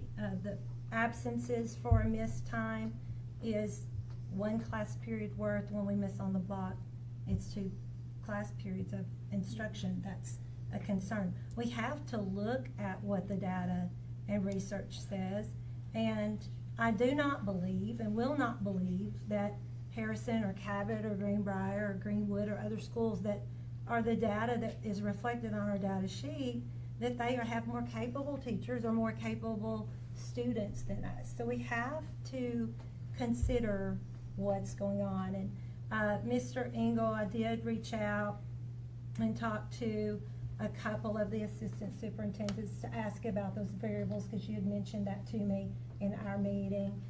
They don't have like neither Harrison or Cabot have ACT prep or PSAT prep, any of that. Cabot looks a whole lot like us with demographics, with the same similar free and reduced. I think it's exactly the same, similar or demographics, free and reduced, and they are performing at a much higher rate for our AP percentage passages and also our Atlas. So I don't know that we really understand that we could make great gains on a different schedule. We could, but there's an additional 25 minutes of instruction with a 7-period day. I heard a lot about the planning time. Our elementary, our K-7 teachers are doing all of the work that you've heard Miss Lawrence talk about. They're having the CT meetings on their planning time. The IEPs, the 504s, during their planning time. So I don't think there's a difference between the two. Some of the research from Texas, North Carolina, a national study said that there are higher scores in English, math, history, social studies, and science in traditional scheduling than block scheduling. And then we look at our data that we we have access to here. And I'm that's what gonna it, counteract that's what that, it because I'd like also to put shows. article to article. I reached out to Susan Bergman, who was she was the gal who got it here. She has sent me so many articles, I finally quit reading them, showing that block scheduling increases. There's always a magic formula that all of a sudden things are coming, and I think this past year, our high school teachers, through Ms. Dewey's leadership, through Ms. Lawrence's leadership, they performed certain things. Our scores went up, the magic formula has started. I hate to see us start messing when we're going up. I do think we have to think fiscally. We do have to think that way as well. I've seen teachers, I have served on collaborative teams with teachers when there was a problem with trying to understand, okay, how do we get our course scheduling, our budget, the planning period? They can do it. I think, guys, I need y'all to rise to the challenge. I'm gonna fight for you on this one. But y'all gotta rise up and show us, where are we gonna save the money? Where are we gonna offer the courses that we need to? Where do we need to cut courses that we just don't need to offer anymore? And we need to fill up our classes. And that justifies you having the planning period. Yes, I think our elementary students are doing that, but many of our elementary teachers don't have the after-school things that high school teachers do. That I'll call a spade a spade. But we don't need to attack each other at all the different grades. We just need to figure out, how do we keep our block scheduling? Because I'm convinced we change that, I think it's gonna be rough. And I don't see a reason to do that. What's the point? I do think teachers, y'all got to help us figure out, how do we make the course offerings, the faculty salaries that we get to offer and we want to continue offering, the bonuses, how do we make that happen and give y'all what you want so that our budget stays good? I mean, that's before we even start talking about a building. Yeah, our budget is not good. We gotta help us. And if you get your budget out and you start doing it line by line by line by line, it's not good. Overall, it is not good. We do have to look at physical responsibility, and I have many friends of mine who have been in the teaching profession and also administration and so forth, and they told me where they dealt with block scheduling, that was the worst thing they'd ever done. Well, I talked to my daughter today, and her district's trying to get 2 block scheduling. Yeah. So I can't go by that kind of stuff. Well, We're 90% working. 90% of the people who were Data. at schools that were in block scheduling have left, according to Scott. Well, maybe half of them, or a little over half. Well, I think that can be skewed. I 90% think of the it's, schools in Arkansas do traditional. Oh, okay. Right, That's all. yeah. now, what I found a lot of, and I think Mr. Engel mentioned this too, the different variables, you know, it's hard to find a concrete data that, you know, each district is different, right? And they don't take, you know, demographics, different type of, you know, testing scenarios and things into consideration when they're talking about the schedule. You know, and for me, what I landed on is, you know, obviously the community, a lot of the teachers, a lot of the students are for staying with block scheduling. And when you look at our data for just our district, not other districts, but our district, what we are doing is working well. What we are doing has us in an upward trajectory as far as morale, for example. You know, I was a graduate here in 2008. I know there's some people here in the audience, teachers that were teaching then and now. And I would say the student engagement and morale is significantly upgraded now than it was 15 to 20 years ago. So what we've been doing on the block has been working. And, you know, I think making a change to that now would be extremely detrimental to the growth that we've had both for our teachers, our students, and our community. But, you know, it's very unique where we're at. You know, I hear Ms. Chetney talk about the 650 athletes and extracurricular students that we have, the mental strain that it could possibly put on them. And if you take the totality of all of that into it, I found all the data I looked at was extremely skewed. You could find some support for a traditional schedule in certain areas, growing students. You could find that same data for block scheduling as well. So when you put all that into the pot, I think you have to look individually at your own district, not what somebody else is doing, because it's significantly different than what we're doing here in Mountain Home. We're very unique as a school. We're very unique as an athletic program. We're very unique in a lot of areas. And I feel the growth that we've done since block scheduling has gotten introduced to now has been significant. And so I think, you know, I want to share this with everybody to chew on.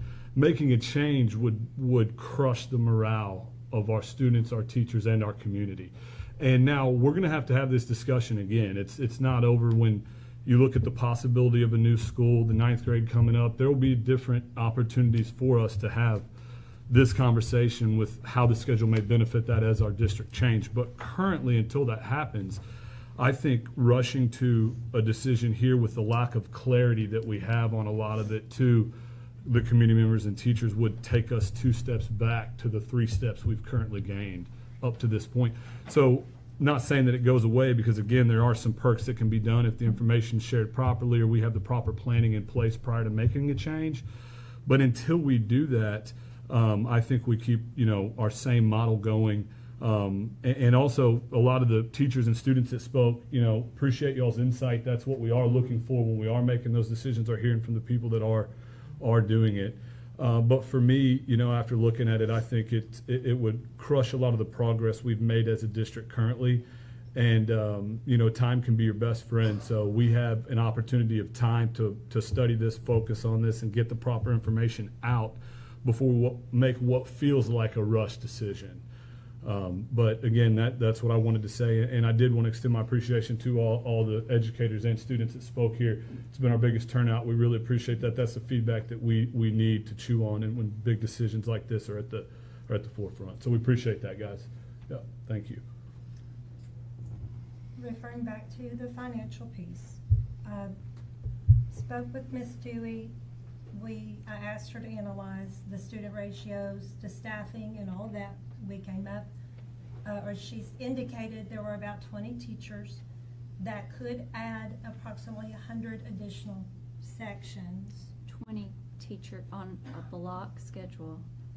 If we looked at doing some things different with planning time, there's about 90. If you do a traditional schedule on a 7-period day without doing anything with planning times, you gain approximately 25 classes. Sections, classes. Okay. Right, because with the block, I would call that a block or a section. If we did something different hybrid with planning time, you could do. This conversation was about the 1st and 8th hour. Oh, that's a different option. Yeah. You want to talk about that option? So, and those additional sections, and analyzing. Yes, you could do something completely different. Classrooms currently. Yes, you would do something. And the open seats. With open seats and looking at a hybrid type model, yes. But we identified 15 to 17. I mean, if you look at class at numbers. the sections that are not the open seats, it's over $1 million is what you're talking about. And we're going to go to the voters and ask for a new building. And if we don't show them that we're going to be financially responsible for what we have, what we're doing, we're going to get beat again, guys. And we want attrition to take care of it, so it's not going to be an instantaneous thing. But we do have a lot of open seats, lots of small class sizes. You know, I looked at them. There are some 8 and 9 that are not just our AP classes. That's normal for an AP class like AP Physics to be small. But you know, then I see schools getting reward money, and I look at that, and we want that. That would help our budget. We want the money. I think we could do it. I will never ever say our teachers and students aren't capable of rising to the occasion and getting that. I was just really it was really unbelievable that they were getting the test scores that they were getting on the traditional when we think that block is better and has been better. I mean, Well, how is Bentonville and Benton scoring so high? Well, you can't I mean, compare. that's You what can't I'm saying. compare. We Yeah, you can't. can't really, compare it's not that. even a good comparison to compare us to state averages. Yeah, I mean, But that's that what, to me is but less you were accurate just than saying you want to comparing compare. to We can't. other We can schools. only do our teachers Yeah, went from a yeah. C to a B. Why did that happen? That's what we need to look at. What made that happen? Yeah. If we're looking at, I think a real key word here is a modification of the personal planning time. And that's where I challenge our teachers. Help us figure that out. And don't Y'all be need to be penalized, but we want to keep giving you what you're getting. Help And us don't be figure scared it of the out. word modification either, because that can be modified with Modification is input to, great. yes, to Yes. still have similar time, but just more effective use of it. But I couldn't agree more on, you cannot compare Cannot. our district to other districts. I mean, you just can't do it. I taught in a 7-block period at Rogers and came from here. It's absolutely uncomparable to what our students face than some of those students in Bentonville and Cabot and the other schools that we are comparing ourselves to. There is no comparison in the student population, the mental stress on it. Even if you had extracurricular activities into that alone, you're talking students that are going 45 minutes or less to play games and do different things where we're traveling hours and hours and hours. It is just an uncomparable situation, and that's what I found from the data that I looked at is you just cannot compare our district to any district in the state. We are one of the largest districts per population. Being rural, and it's just in my opinion, a completely different mindset. I don't think you can compare our district outside of anything. I think we're an anomaly inside our area. And to your point, I think look at what we've been doing from the block. Let's celebrate the growth that we've had within that up to this point, because we have done nothing but grow the last few years. And I think we need to focus on that. Lack of a better term, if it's not broke, don't fix it. It is kind of where I think we're at. And I think comparing anything outside of our district is unfair to our students and teachers after what I looked at least. Well, we had traditional back in the 90s, and we did very well then, and we had more students than we have now. Mm-hmm. Because my daughter Aaliyah graduated with 300 and something students. So. The entire district was larger then than now. Haley's class had over 300. We did, yeah, ours did too. Yeah, ours had like 325. And there's a lot of doctors in that class. Barbara, it's hard to compare because when we look at data, I've been looking at ACT scores, I've been looking at graduation rates. It wasn't until about 14 or 15 when 16 when all of our kids took the ACT. So prior to that, you only got your Saturday kids. Yeah. So I'm going to say you got your engaged children. So that data is hard to compare, just like it's hard to compare to a different district. What I have seen over the years, I've seen our graduation rates climb. Our graduation rates were lower then. I was employed by the district when block scheduling and the academy model was put into place. It made me realize how old I am. So I was one of the first that got to travel to some districts that we thought were doing academies well. And see, that way you were comparing though. Mm-hmm. We were looking, we knew something had, so that many years ago, we saw the need that something had to change. That's all. So we had to look to these other places that may be doing something different than what we're doing so that maybe we can see a different outcome. And South Grand Prairie at the time was doing academy as well, and part of our model stemmed from their work. But at the end of the day, it was a bomber thing. That's why our academy model had so much success, is because our faculty and staff believed in it. I mean, they believed in it. And I don't think that culture has carried on like we thought it would all these years. I think that things have fizzled. When I look around the room, I see maybe 3 originals. And just being honest with ourselves, I think things have changed. Our kids have changed. Our instructions have changed. So I look at the original model that worked, and it worked for many years, and then things started fizzling. Things started changing. Internships look differently. The white co-pro. You look at all these great things that we're doing, but we never adjusted our schedule. We never adjusted those times. We just filled them with different things. Sometimes I feel like we put more things on our teachers than what was necessary. So we look at schedules, we look at planning time. At the end of the day, there's no real data. It's going to say one thing is better than the other. But I think we can all agree that we need to do what's best for our kids. That's and, number one, and Jason. That's always been number it's the one to first me. filter we run everything through. What's best for our children. Yeah. First of all, our children, these kids who are excelling are going to excel whether we do block or traditional. We've got to look at those people down a little lower who need that day-to-day, face-to-face English class every day, math class every day.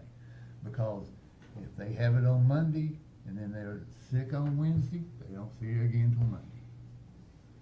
So they miss a lot of potential face-to-face teaching time. You know, and I know there are teachers who teach the whole period. I understand that. But there are teachers who don't teach the whole period. And there's a reason the preacher only preaches 20 minutes on Sunday. Because if he goes 25 minutes, we're sleeping. But So- you don't teach the whole hour and 20 minutes. Right. It's not a I understand lecture. that, yeah. Yeah, but it's not. You have your projects and you split it and you have the movement and you have the interactive discussion. Is that happening in every class? No, but it's not in a 7-period day either. It's just not. We're It's- not gonna yeah, have. it's not. It's not. just not. Well, and Tommy, I had some of those same thoughts initially, like, you're talking about, let's take like a gifted student, right? Any schedule they're gonna do well on, right? And then you take, somebody that needs some assistance that they could possibly benefit from being on the class time every day, right? We're also forgetting about a large portion of the students that are excelling under the current model, though. Like Molly said, you have a lot of instruction time within that block too, but you also have some time where you can break into smaller groups and you could still assist those students more efficiently in a block time than you can in my opinion, in a 50-minute schedule. Let's say you have a student that you need to catch some stuff up on. You can have smaller groups, especially if maybe even in a co-teaching situation, to where there can actually be as much time efficiently to catch those students up in a block, in my opinion, than there is in a 50-minute class period. Even though they might be seeing them day to day, they have just as much time to be caught up within the block than they do the 50-minute time period. Some of those learners How do. many kids who are making a C average in the honors classes? Well, we're not talking just honors. Yeah, classes. we're talking. I'm talking non-honors students. Yeah, Is what I'm talking. No, I'm talking They're not non-honors gonna students. be in the same classes as the honor students. I'm talking your everyday student. Yeah, Everyday take student. honors, gifted and talented, all out of it. Take your everyday student that doesn't take a single AP class. That they're in a regular schedule. That's a majority of your student body. Exactly. And so, I think that they can benefit as much during this current schedule as they could a 50-minute schedule, as far as even individual learning goes. Like Scott said, they teach flight lessons 1 hour a day. 5 Can days I a put week. Mr. Rucker on the spot back here? Well, Or I want to ask you something before you address this. You were here originally. You've taught the 7-period. You were part of the academy model coming in. You teach high-end classes and you've taught some struggling classes. How do you structure your block schedule? How do you structure? Thank you so much for calling on me for that, because that's why I raised my hand. So today, in a struggling geometry class, actually two of them, struggling on transformations, reflections and things like that is difficult for many students. And so for the first 25 or 30 minutes, I was able to review the previous week's instruction with them over the 3 different types of transformations. But as I know from watching my dad tear apart lawnmowers, that wasn't enough. Just watching him wasn't enough. It wasn't until I started trying to put them together that you really learn. So after 30 minutes of me reviewing with them, I let them get on a good program. Delta Math is one of the curriculums that we use. It's a free curriculum. You can applaud that or whatever. Yeah. But anyway, it's a really, really good program for this, and I'm able to monitor them and walk around and watch. And they're actually able to rotate figures and do the circles and perpendicular lines and review things that we've been doing. And it was fantastic. And there's no way we really could do that in a different schedule, because if I try to review with them on a 50-minute schedule or 45-minute schedule, you know, and then hope they retain that the next day and then pick back up that program, it would just be lost. So it was really, really nice. And we do things like that all the time. And I was able to text the rest of my department, and because they knew that I was doing that today and they were planning on doing it as well. And so I was able to tell them, yes, go forward with this. This worked. And so we communicate like that. That's how tight we are right now in geometry. And so that's just an example of how block is used. And I think we had a guy named John Strebe. Is anybody old enough to remember that guy? Was Chutnick there?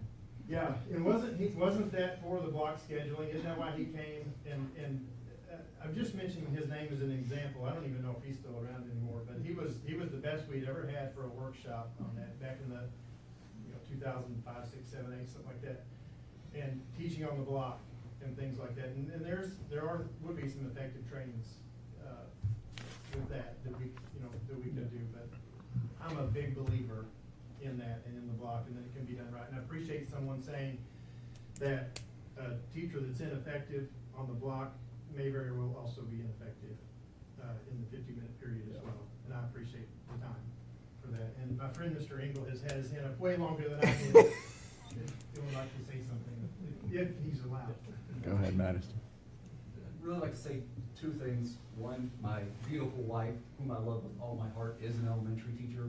So my comment about the prep period was in no way an attack on elementary teachers. Thank you.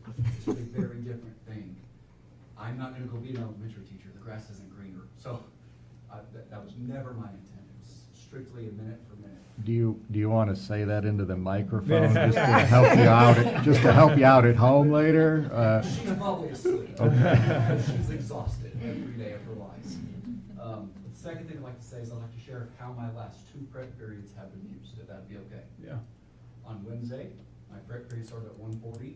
I went to the bathroom because that was my first opportunity of the day to go to the bathroom. And then until I left school, I worked one-on-one with a student who had missed my class for 2 weeks.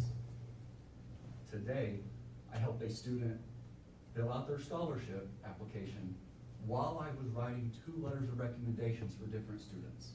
And that is how I used my prep period the last 2 days. So our prep period isn't about us. It is about these kids, but it's in ways that you probably don't even imagine we have to use our prep period to do.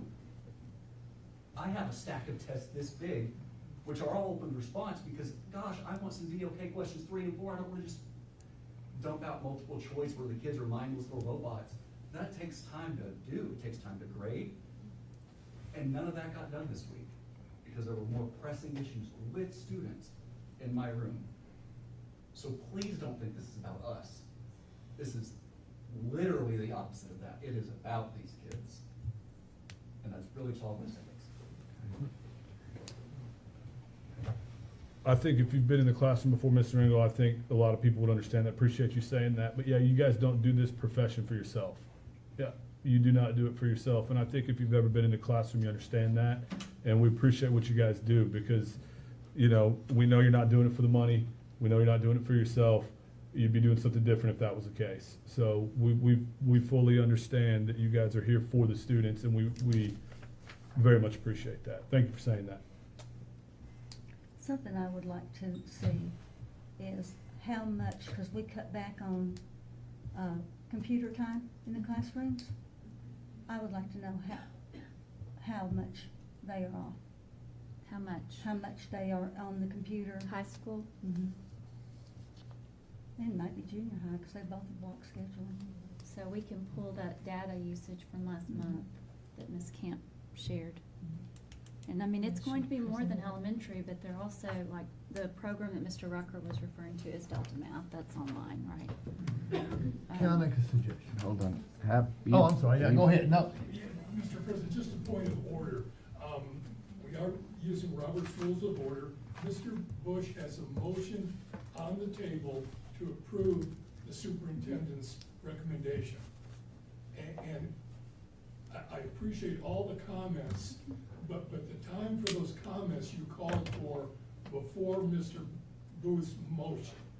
Now, We're still No. following Robert's Yeah, it rules. was that, We're in yeah. So there is, discussion. there is a We're in motion. discussion. waiting for a second. Do you have a second? No, we have a We second. Yeah, we had a second. I think I seconded it. Yeah, she I did. seconded it. Molly did. Yes, You sir. you have There- to, you have to have the motion, you have to have a second. We are in And the there's a discussion. Discussion We period. have the second. Yeah. All this discussion is fine, but it's misplaced, it's out of sequence. No, It's not. no, no. It has It's to be in after the It's not. second. Are you not prepared to approve the recommendation? It seems to me out of deference to all the folks. What Hap, we're still discussing, so But there's like, lots of it. me allowing you to speak is outside of that. This is, So- this is a distraction from the topic at hand. Yes. I'd Correct. like to stay on the topic Yeah. at hand, and we Thank can you. discuss this plenty afterwards, but Ms. Horton, I'll get you that number. I mean, and Ms. I'll email. Yeah, Ms. Lawrence has that right now. Okay. Yeah, And- Mr. Rucker, can I have quick clarification for you, sir? You mentioned, hey, you spent the first part of your period, 25 to 30 minutes, reviewing last week's study. If you taught these same students every day, would you still need to spend the 25 to 30 minutes reviewing last week's? Or would it be more fresh on their mind from, hey, Monday, Tuesday, Wednesday, and now we're on Thursday? Can you clarify your thought on that, please, sir? Yeah, we had to give the Atlas test on Monday, Okay. and so then that made it several days. That's true. And even if I had, I would've, after I've taught the three, because what happens is, you teach one transformation, like reflections, they might get that, but then you add the next one the next day, and then they start getting them all mixed up with each other. So it's nice to, no matter what schedule you were on, you'd wanna have a day where you kind of put them all together and did that. And I've not found a better, delivery system than the Delta Math for that one, for that particular thing. It was wonderful. It just allowed them to rotate things and do some hands-on there, and it was so much easier than with composites. They could do the circles and things like that on there, so I don't think it would matter what schedule. You need a recap day like that to put it all together for those things. Okay, thank you. Thank you for the question. Yes, sir. There's been a lot of great points here made tonight. I would say, I've heard a lot of fear of the unknown too, right? Whether it's, we don't have the data one way or another, but it's, oh my gosh, there's a change. You know, I hear talk about teacher burnout. We have teachers that are burning out. We're close to, well, could a change impact that for the positive? Why does it have to be to the negative, right? Maybe going to a traditional system like 90% of the other schools out there, maybe it's gonna work better in light of what you said, how we've added all these programs, but we haven't adjusted our schedule. Maybe some of that stuff. I don't think there's anything wrong with exploring and thinking about, hey, maybe this is actually gonna be better in the long run, or is there a better way to do this? How can we adjust the schedules? And I've heard a lot of that of fear almost of making a change. And I think that's a normal human response is, hey, something's gonna change, let's not do that. But let's explore it, right? As I said here when I talked it, I'm in favor of keeping it. Let's let the changes that we've made in the last few years, and there have been changes, a lot of changes since Ms. Dewey's come in here. Let's let those changes cook and let's continue that upward trajectory. But if we stall out, if something else changes, I think we need to continue to look at what can we do better for student achievement, giving our students the best outcome. The arguments of, you know, 7-period day is too stressful for the students, et cetera. Once again, always go back to how are all these other schools that are in traditional program doing it? Is a stressful day, is that actually best for preparing our students for the real world, which is busy? I think stress is the most overused word in the English dictionary. Yes. It's found. Yeah. Yeah. So. I don't want to blame teachers Oh, gosh, no. and students. No. I was looking for a possible, something that would be better, help us achieve more. I mean, we cannot have 70% of our 9th graders not reading on grade level. I mean, we cannot keep doing that. I refuse to believe that it's teaching. I refuse to believe that our students are less capable. That is the only reason why I entertain that. But a new schedule, this research, and looking and comparing, yes, I did compare us to other schools with similar demographics. That was, and it wasn't that our teachers aren't working and working really, really hard. I refuse to believe that that wasn't happening. Like, I know that they are. My children have these amazing teachers that have spoken up to it, amazing teachers that have impacted him incredibly. Yes, on the block schedule, but my kids graduated reading on grade level, and I cannot. It's the great equalizer, as you say, Molly. Education is. Mm-hmm. I just can't.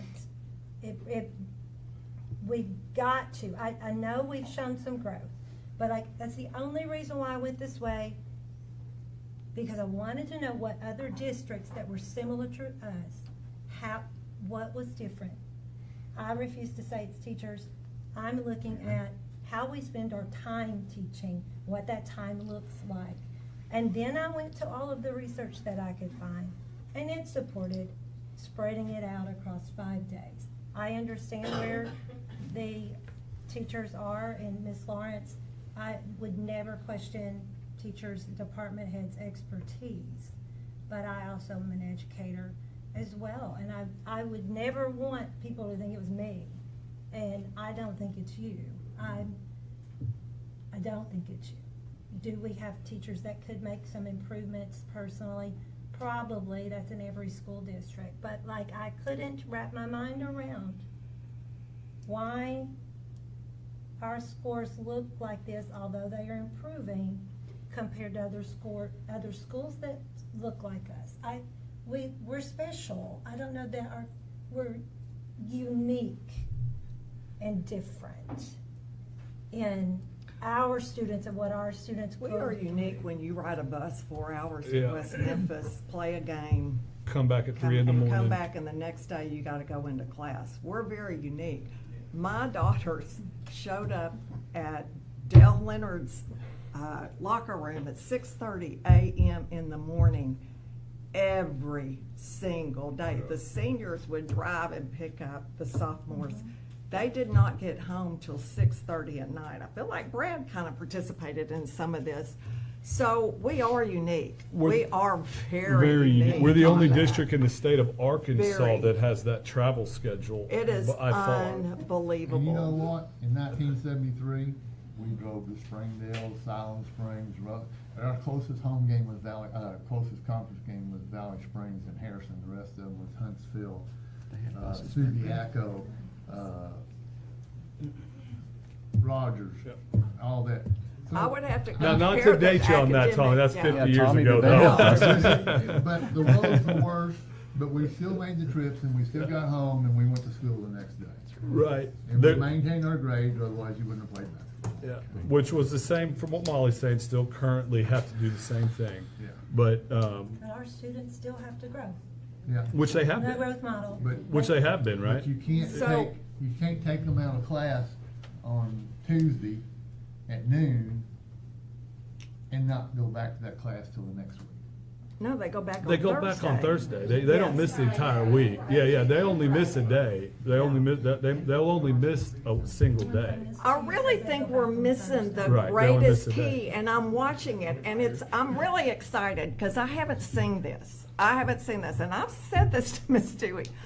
I want us to go back and have those meetings. I want ACME teachers to meet and say, how could we fix this problem that the board's talking about? I want those CAB teachers to meet. What happened to the academy model has kind of diminished, and maybe that's okay. I don't know. I would like to see our teachers collaborating together to fix the problem. We see the problem. The problem is we've got to make our budget a little looser so that we can provide the things that we want to provide. You guys can fix it. I know you can. I know you can figure out where you get your planning time from. I know you can do it. But we have to be given the time, and right now we have the perfect time because we're in block scheduling and they have a prep period every day. And I know we can find those times to collaborate. If teachers aren't talking to each other and upholding each other and figuring out the plan, we've lost. I mean, that's how I taught my classes. That's how I'm a big one on collaboration. I'm a big one on teachers meeting together and figuring out, meeting with the administrators and saying, what is it we got to do? They do PLC. They'll do it. Yeah, PLC should, before that. But have they addressed this in PLCs? I Did don't they know I don't this was the when high school problem? started PLC. They Yeah. started it later than elementary. Now, I will say that would not probably be the goal of a traditional PLC. No. I will say It's a that. different You type know, of collaboration. Yeah, different type of collaboration. One thing we need to do is we need to take some stuff off of them. I agree with Yeah, that. I agree with That's that, why I'm yeah. saying, look at our course load. Look at, do you need to have all the incentive programs that we have? I think y'all got to start talking about that. We don't know that you have too much till you tell us, hey, this isn't even working. What we need to get rid of, I mean, it's been going on for years. They buy something new, but they don't take anything off. And I you're would agree with overwhelmed. that. 100%. Can I sum it up from the teacher's point of view real quick, if you don't mind? Sure. I want to say that the academic focus that has come out in the last couple of years is all because of Ms. Dewey. Absolutely. Ms. Lawrence. Previous to that, we just wanted to make everybody happy. The rigor in the classroom, it wasn't demanding. These ladies are demanding, but we're doing it. I mean, there's been a new focus about us meeting, get together, common formative assessments. I mean, we can send a kid out of her class to his class and be right at the same page. We've never had that before. And how do we do that? Because we're meeting PLCs. Our kids' grades are going higher because we're getting them in RTIs to figure out what they are weak in. So we're working. I do want to say something about the grade level reading. It's not a high school issue. It's not a junior high issue. It's a Mountain Home School District issue. And the state has really stepped up with the new program. They got to be on grade level, third grade. That's going to help us on up. Yes. But we teach what we are given at the high school. We meet them where they are and try to move them. As far as the recommendation, our high school staff, we talk. We are so glad that the recommendation is to stay on block scheduling. But the thing that we have questions about is losing some planning time. We understand that some teachers can push into another class during that planning time. And they do, but not all teachers can do that. So what do? Do we create another class for that teacher? If we do that, that makes the class sizes smaller. And what have we heard tonight? Class sizes are small, they need to be bigger. That's just something to think about from that aspect. So we say one thing, and then we say something else. We will do whatever, but we will fight for what we really feel is best for the teachers to get ready for the kids. And they're doing it. It's fantastic about what they're doing. From 2 years ago, we were here, now we're here, they're excited. We had PLC, oh, I don't want to go there. We're excited. They got agendas, they got presidents, they got speakers, they got timers. I mean, they're getting it done. Thanks, Steve.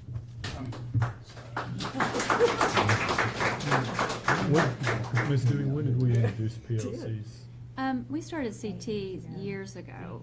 High school really got on board 2 years ago, 3 years ago, and I will honestly say it's night and day from 3 years ago. And I think they all would agree. Just what you heard Mr. Rucker talk about.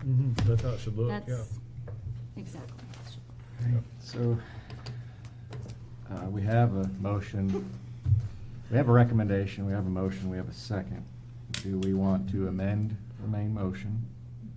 Do we want to leave the recommendation as is?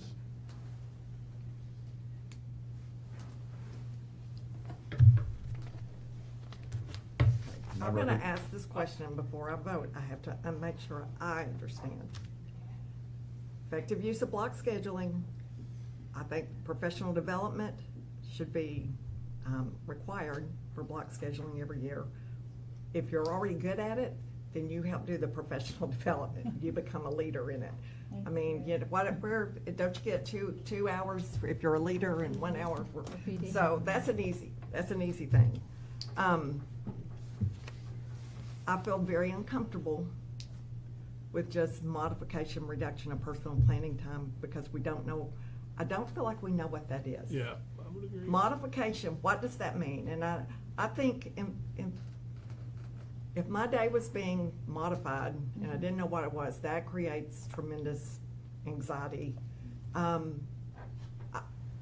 So I don't know if I'm asking for it to be tabled till that's clarified, or can we vote with creating a group? We do have a group. Okay, that makes me feel better to kind of look into that to see what the modification One of the things is. that I heard from this group multiple times was equity. Consider to look at equity. Think about equity. This was a way, I'll be honest, this was a way so that possibly we could get what teachers asked for, begged for, which was block scheduling. So this was a way to level the playing field at least a little bit. Right. As that's what I heard from you all. That's right. And so trying to make it okay for everybody. There is a scheduling committee, and my suggestion or my intent would be to meet with that committee again and do, if this passes, to do exactly what you all have talked about. Okay, guys, how can we make the best use of the people in this building? Realizing yes. that when community, I'm gonna be honest, when community looks at planning time, they don't understand. Yeah, not at all. They don't understand. They don't understand why in the world that many minutes are needed in a 7:30 to 3:30, and that's what they see. I understand that's not the case. I think everybody at this table knows that.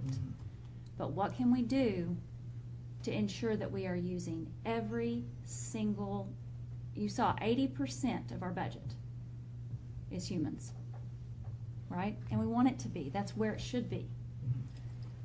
But what can we do to make sure we are using every possible minute the most efficiently? I want to kind of piggyback off Molly's question real quick, then it's probably time to move on to our final decision. I was thinking along the lines of what she was, and what I've heard from our teachers and administrators tonight is a lot of passion, which we should have, and a lot of support from the administration to the teachers. It's clear that you guys believe what we're doing is working.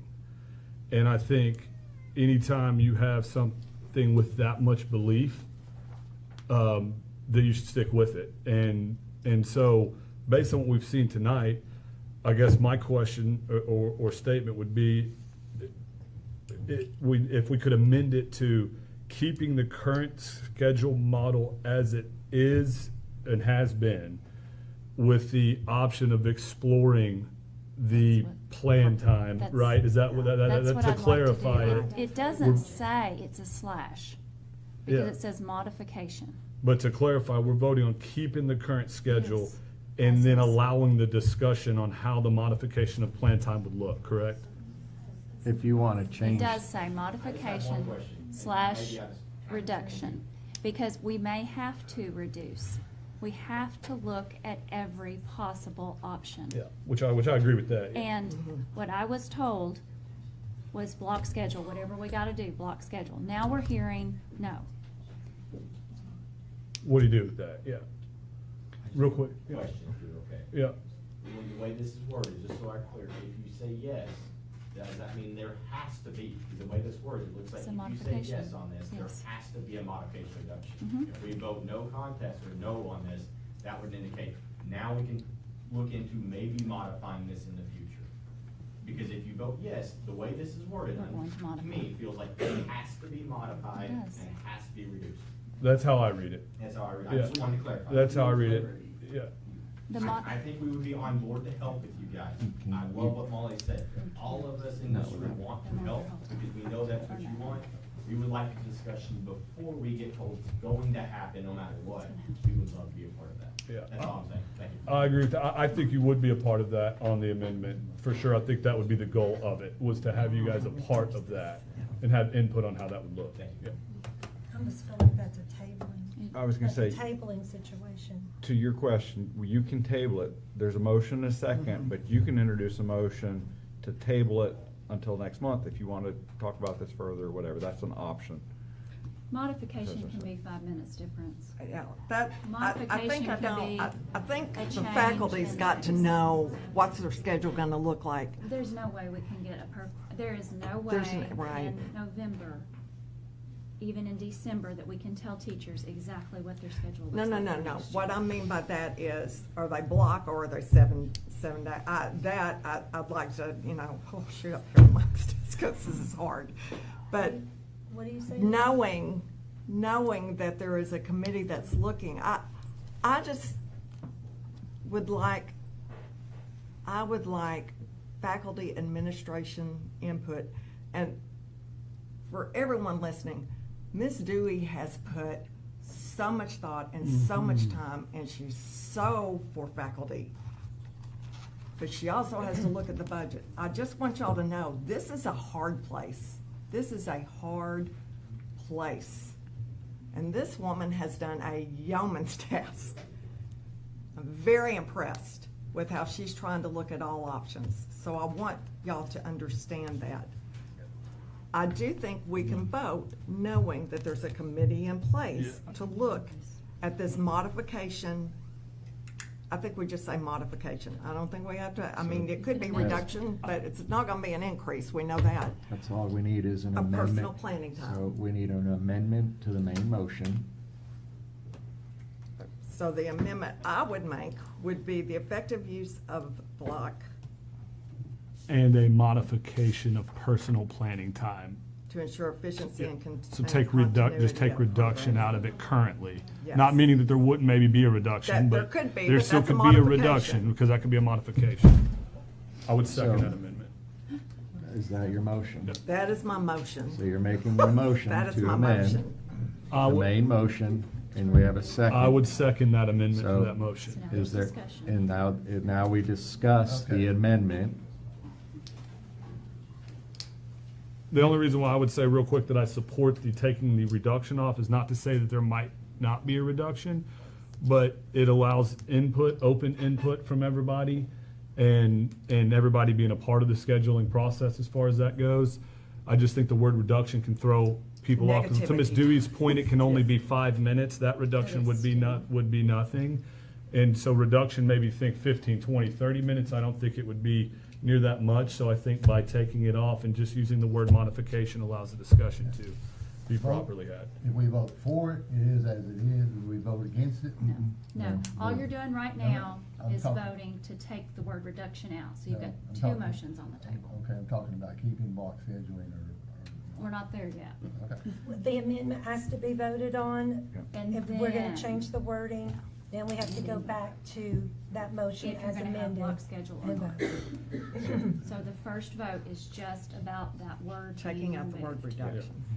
I'm in favor of that. It reduces, I mean, that that word ties your hands a little bit. It And I gives us a think little bit it's more very, flexibility. I think So- the word is incredibly alarming, Yeah. and I Yeah. apologize if that has created some of today. I think you're just being clear that that's a possibility in fairness to you. I would agree with that. I think it was just nothing. So we've got a motion, we got an amendment, we got a motion, we got a second.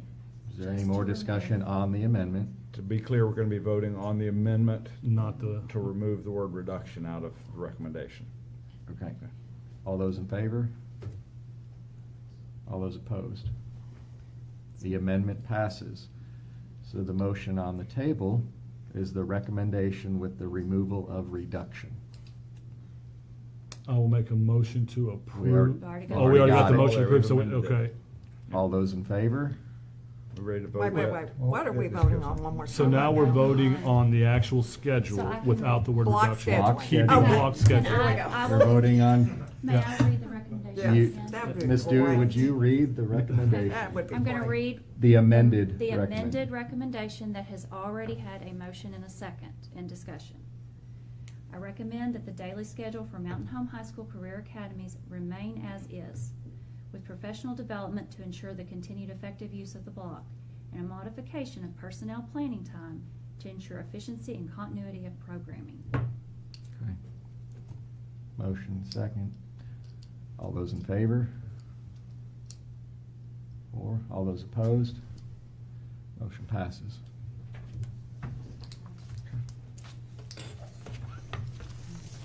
Okay. Board discussion. I have a couple quick things for board discussion, and part of it's an extension of this here. This was never about inadequate teaching or anything like that. I started off by telling Ms. Dewey, you can put our teacher cadre against any other district in this state, and we're equal or better. There's no reason why our teachers are substandard, why we can't be achieving excellence. So it's not our teachers, right? Our students don't have less capacity to learn some other districts. So what is it, right? So that was the foundation of why are we looking at it? Ms. Marcia was hinting at it, and she said it better than I could. So that was one of the first foundations. So I think, to what Mr. Smesky said, hey, when block was first implemented, I think there was a lot of passion behind it. We did a lot of collaboration, hey, making it work. And I think it was very successful, and I suspect, I haven't been in the district that whole time, it's fizzled. And I think Ms. Dewey coming in has lit a fire back into it. We've re-energized it, where block can work again. We're seeing a positive trend, so let's keep letting that cook. As I've said, let's keep watching that positive trend, but if we fizzle, or hey, we decide, hey, this isn't working, hey, let's revisit this. There's nothing wrong with looking at it. I'm looking from the outside. I'm not a professional educator. I have not been in education. I told Ms. Dewey I will defer to the folks that have been in education for 30 years and master's degrees on master's degrees and said, this is what we need to do. This is me as a non-educator looking at the outside, looking at it first principles. Why aren't we? What can we do differently? So I will always defer to that, but I can still ask those questions, say, hey, what can we do differently, okay? Secondly, thank y'all for being here. I got a few emails from staff. I think I got a grand total of 2 emails from staff. Please reach out to us. We're here to represent the district, and I think there's some understanding or some belief that you can't reach out to me and talk to me, right? I want this, right? I'm not representing just the students and just the taxpayers. I'm representing y'all too. I'm trying to do what's in y'all's best interest. So please do not be scared, at least to talk to me. I can't speak for them. Reach out and talk to me. I have sat down and had a cup of coffee or met people in their classroom, and I'm willing to meet and talk to y'all about this at any given time. So please reach out and talk to us. You don't have to save it to here. If you talk to me beforehand, I can get a different perspective. I can sleep on it a couple of nights, and we can formulate new ideas. Then maybe, hey, we just had tonight to think about this and redo it. So please keep reaching out and talking to us, okay? Okay, enough on that. Please reach out. I'm communicatable. Call me, talk to me. I'm happy to meet with you and talk to you, okay? I think what Scott said is very important. I hear from community members almost daily on these issues, but I don't ever hear from teachers. I hear more from students and community members than I do teachers. But if you guys have something like that, like Scott said, that's the most important piece of the puzzle, is hearing from you guys. And so anytime that you have an opportunity or a thought, reaching out to one of us would be welcomed, because it gives us more of an insight of where you guys are at, who's doing it every day, who's actually teaching the stuff, who's facing the problems, because we don't face the problems you do or don't know about them unless we're communicated with.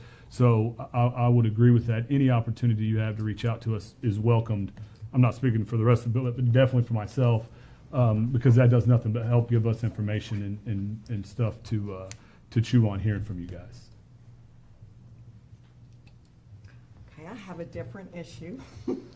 Last month, it was already alluded to about fundraising for our high school building. Now, I'm not gonna lie. When I first heard this from a community member, I about had a stroke. I think Mr. Booth can testify. I about fell on the floor. $30 million, give or take a few, fundraising, because there's money in our local banks. But I woke up in the middle of the night and I thought, you know, that gentleman who said that to me, he is a constituent, he is a member of this school district, and I owe it to him to give value to his remark, to what he's thinking. So I made it my mission to talk to big time fundraisers. I talked to people from the hospital. I talked to people from ASU Mountain Home. I talked to some state people who fundraise. And I said, so what do you think? Can you fundraise for a high school building? First off, you really don't want funds, you don't want planned gifts to fund a high school building. Now, my work at ASU Mountain Home kind of proved that to me, because we had about 4 planned gifts that when the deceased person was able to give their gift, there was no money. So there you've done things based on that money's going to come in, and it doesn't show up. No fault of anyone, it's just the money was spent. So you can't use planned gifts, it's got to be cash in the bank. One of the biggest fundraisers I know, and I promised I would not give names, but privately, I can talk. If we were to even entertain the thought of fundraising, you would have to have $10 million in the bank before you announced a capital campaign for it to succeed. Now, these are people who have done it on, I mean, that is what their whole passion is. Along with that $10 million that you'd already have to have in the bank, you would need at least 100 potential donors that could come up with the next 10 million. That's not a realistic possibility. Can we fundraise for extras? Absolutely. Names on buildings, names on classrooms, gets us better science lab equipment. There was an art camp held this past summer by a donor who had a lot of passion and wanted more things done for the art department. This donor did not build the classrooms to fund it. She just made it better. So I just don't want to waste time going down a rabbit hole that's not, it's not feasible. If you look at the Big Top and talk to Rotary or whatever, they're already doing stuff. They're providing scholarships. Their RVES gave $4,000 to the Education Foundation for scholarships and teacher grants. That's not going to make a dent in our building. And Staff Bank, Butler Furniture, my gosh, y'all are donating stuff. We've got to be realistic. We have to provide a safe, secure building for our students, but we cannot provide that building through fundraising. That's not realistic. That provides the extras. So I want you to know value was given to it. I went into it very open-minded, not one. And when I say I went to the state level, these were some people that also fundraise at Washington, D.C., and they said, that's just not possible. So you need to have a dedicated source of revenue to pay for your buildings. That's just a realistic thing. I'll say, as you said, I was there. I didn't take that away from this constituent that he wanted to fund the entire project. That's what I told the chamber. I also talked to the chamber. From what he was saying here this night is, hey, I can't give a bunch of money, but I could give $50 if it got my name on a chair or could provide something, right? It's kind of what Mr. Happ said at the beginning. Anything that we can do to reduce what we're asking for from the taxpayer, even if it amounts in thousands of dollars, not millions, it is reducing the burden, whether it's laying bricks of the building or the stuff that goes inside of that building. It all helps. I think it is something that should be entertained. It provides those constituents have buy-in, right? That constituent, if he winds up donating for the replacement of the high school, not saying we're going to raise anywhere near to actually build it, but it provides buy-in for him. Like, he is now a part of that effort. And the more we can solicit that, the more that we can take people in our community to buy in and be invested in this, I think it's good. I started talking to Ms. Dewey a couple years ago about it. I thought we should have a way to raise capital funds for, and the example was when the brick planter was crumbling in front of the high school. We didn't have money in our budget to go replace that. I was like, that's almost something that we can put out there. Hey, can we have some campaign so people can contribute so we can replace that planter without coming out of the district funds that we don't have that. So I'm still in favor of having some way of. That's a total different beast. That's a different beast than raising for a high school. And we really have to watch our verbiage, because you get out there that we're gonna raise funds to build things, then you're gonna hurt your millage. You hurt your voter. You're gonna hurt it. You're gonna hurt it bad. The foundation, Education Foundation, can open a line item account at any moment. If you want to give money to fix those brick planters, that's a grant that it can go right in, right out. Okay. So that's in place. Sure. I mean, I mentioned $50,000 was donated to the art department to make it better, to buy supplies to do some innovative art projects. We've got some stuff out there for the engineering department. That's taking place, and that's what I want to point out. It's already in the works. The athletic department, the band, they're fundraising all the time. The banks are hit up almost daily, almost daily. If you have a business in this town, yes, if you have a business in this town, it's gonna get hit. So you gotta be real careful. Sure. In talking this. And yes, I tell you, the junior high science lab could really use some extra chemicals. Sure. Heard that, so I would love for your eye clinic to donate that to the Education Foundation. We can take care of it. So that constituent, though, he's talking to a different demographic than the ones that are getting hit up for donations all the time. This person that donated $50,000 is the demographic he was talking about. They have to have the passion. If you tell that constituent, I'm not interested in your money, it's not enough to do anything, I don't want it, you have lost that voter. So if he wants to give $50 or whatever he can afford to further us getting a new high school facility, by all means, we should be welcoming that. We should have a place to put that money that he wants to invest in it and provide buy-in to us getting to that point. Which we do, right? Which we I do. think he can do that. I think what I'm trying to point out, that's in place. Yeah, they can do that. We don't need to add another level. It's gonna just burn everybody out.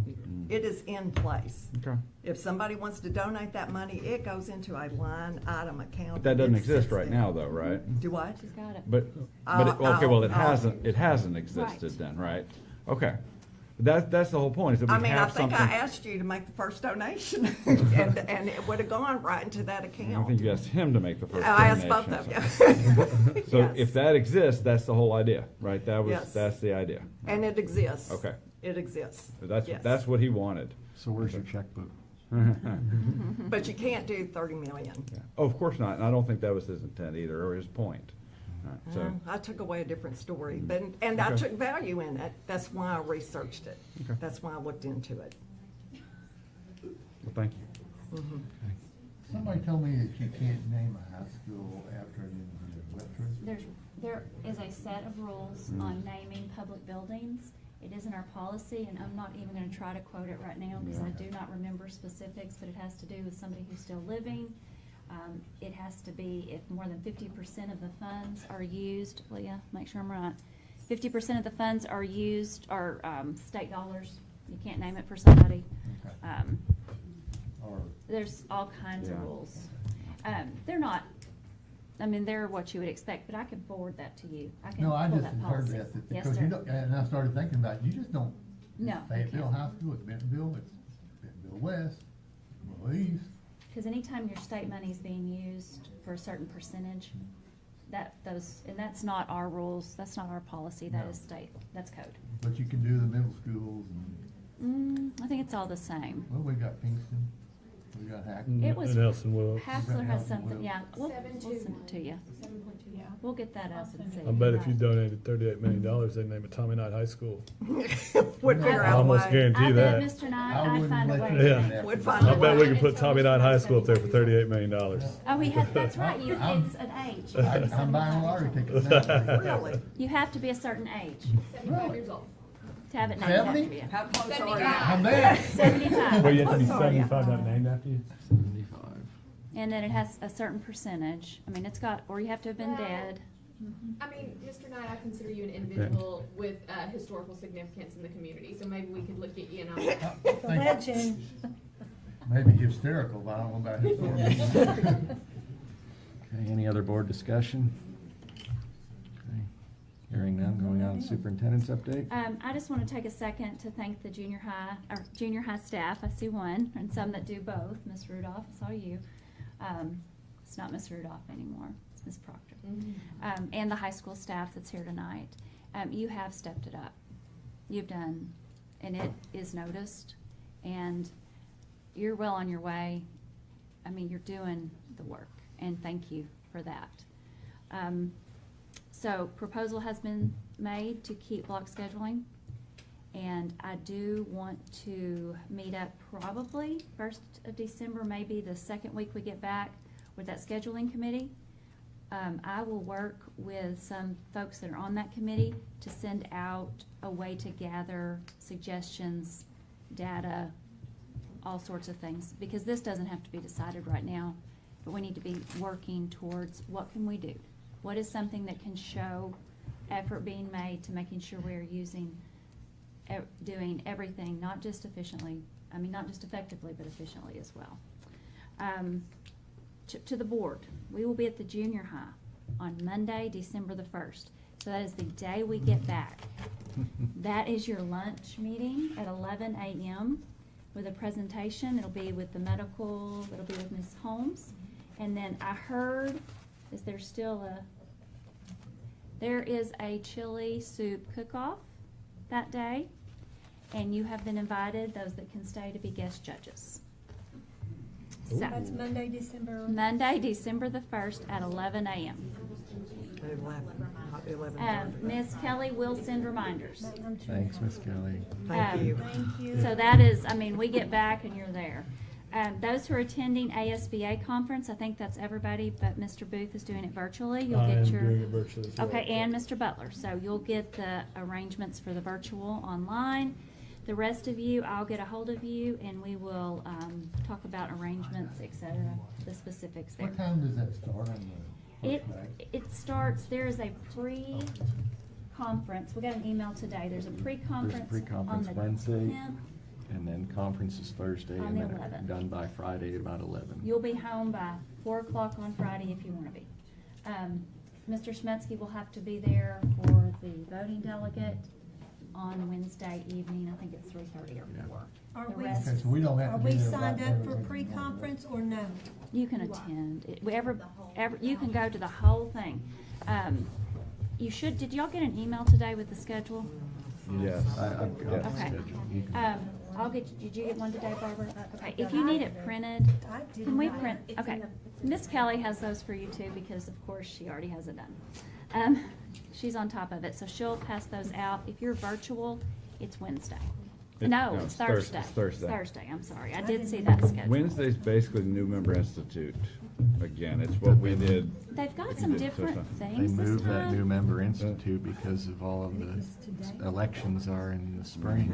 They had to move, so it's a Okay. little It's a little different. different, but she'll pass those out. We'll take a look. Thanksgiving break tomorrow starts at, I hear it starts at 3:30 tomorrow. I'm so grateful for the opportunity to work in this district, and I mean that from the bottom of my heart. And I know our teachers, our staff, and our students are slightly ready for a break. So happy Thanksgiving to everybody, and that's all I have. Okay, we'll go into executive session for personnel, resignations, retirements, and transfers. Thank you all.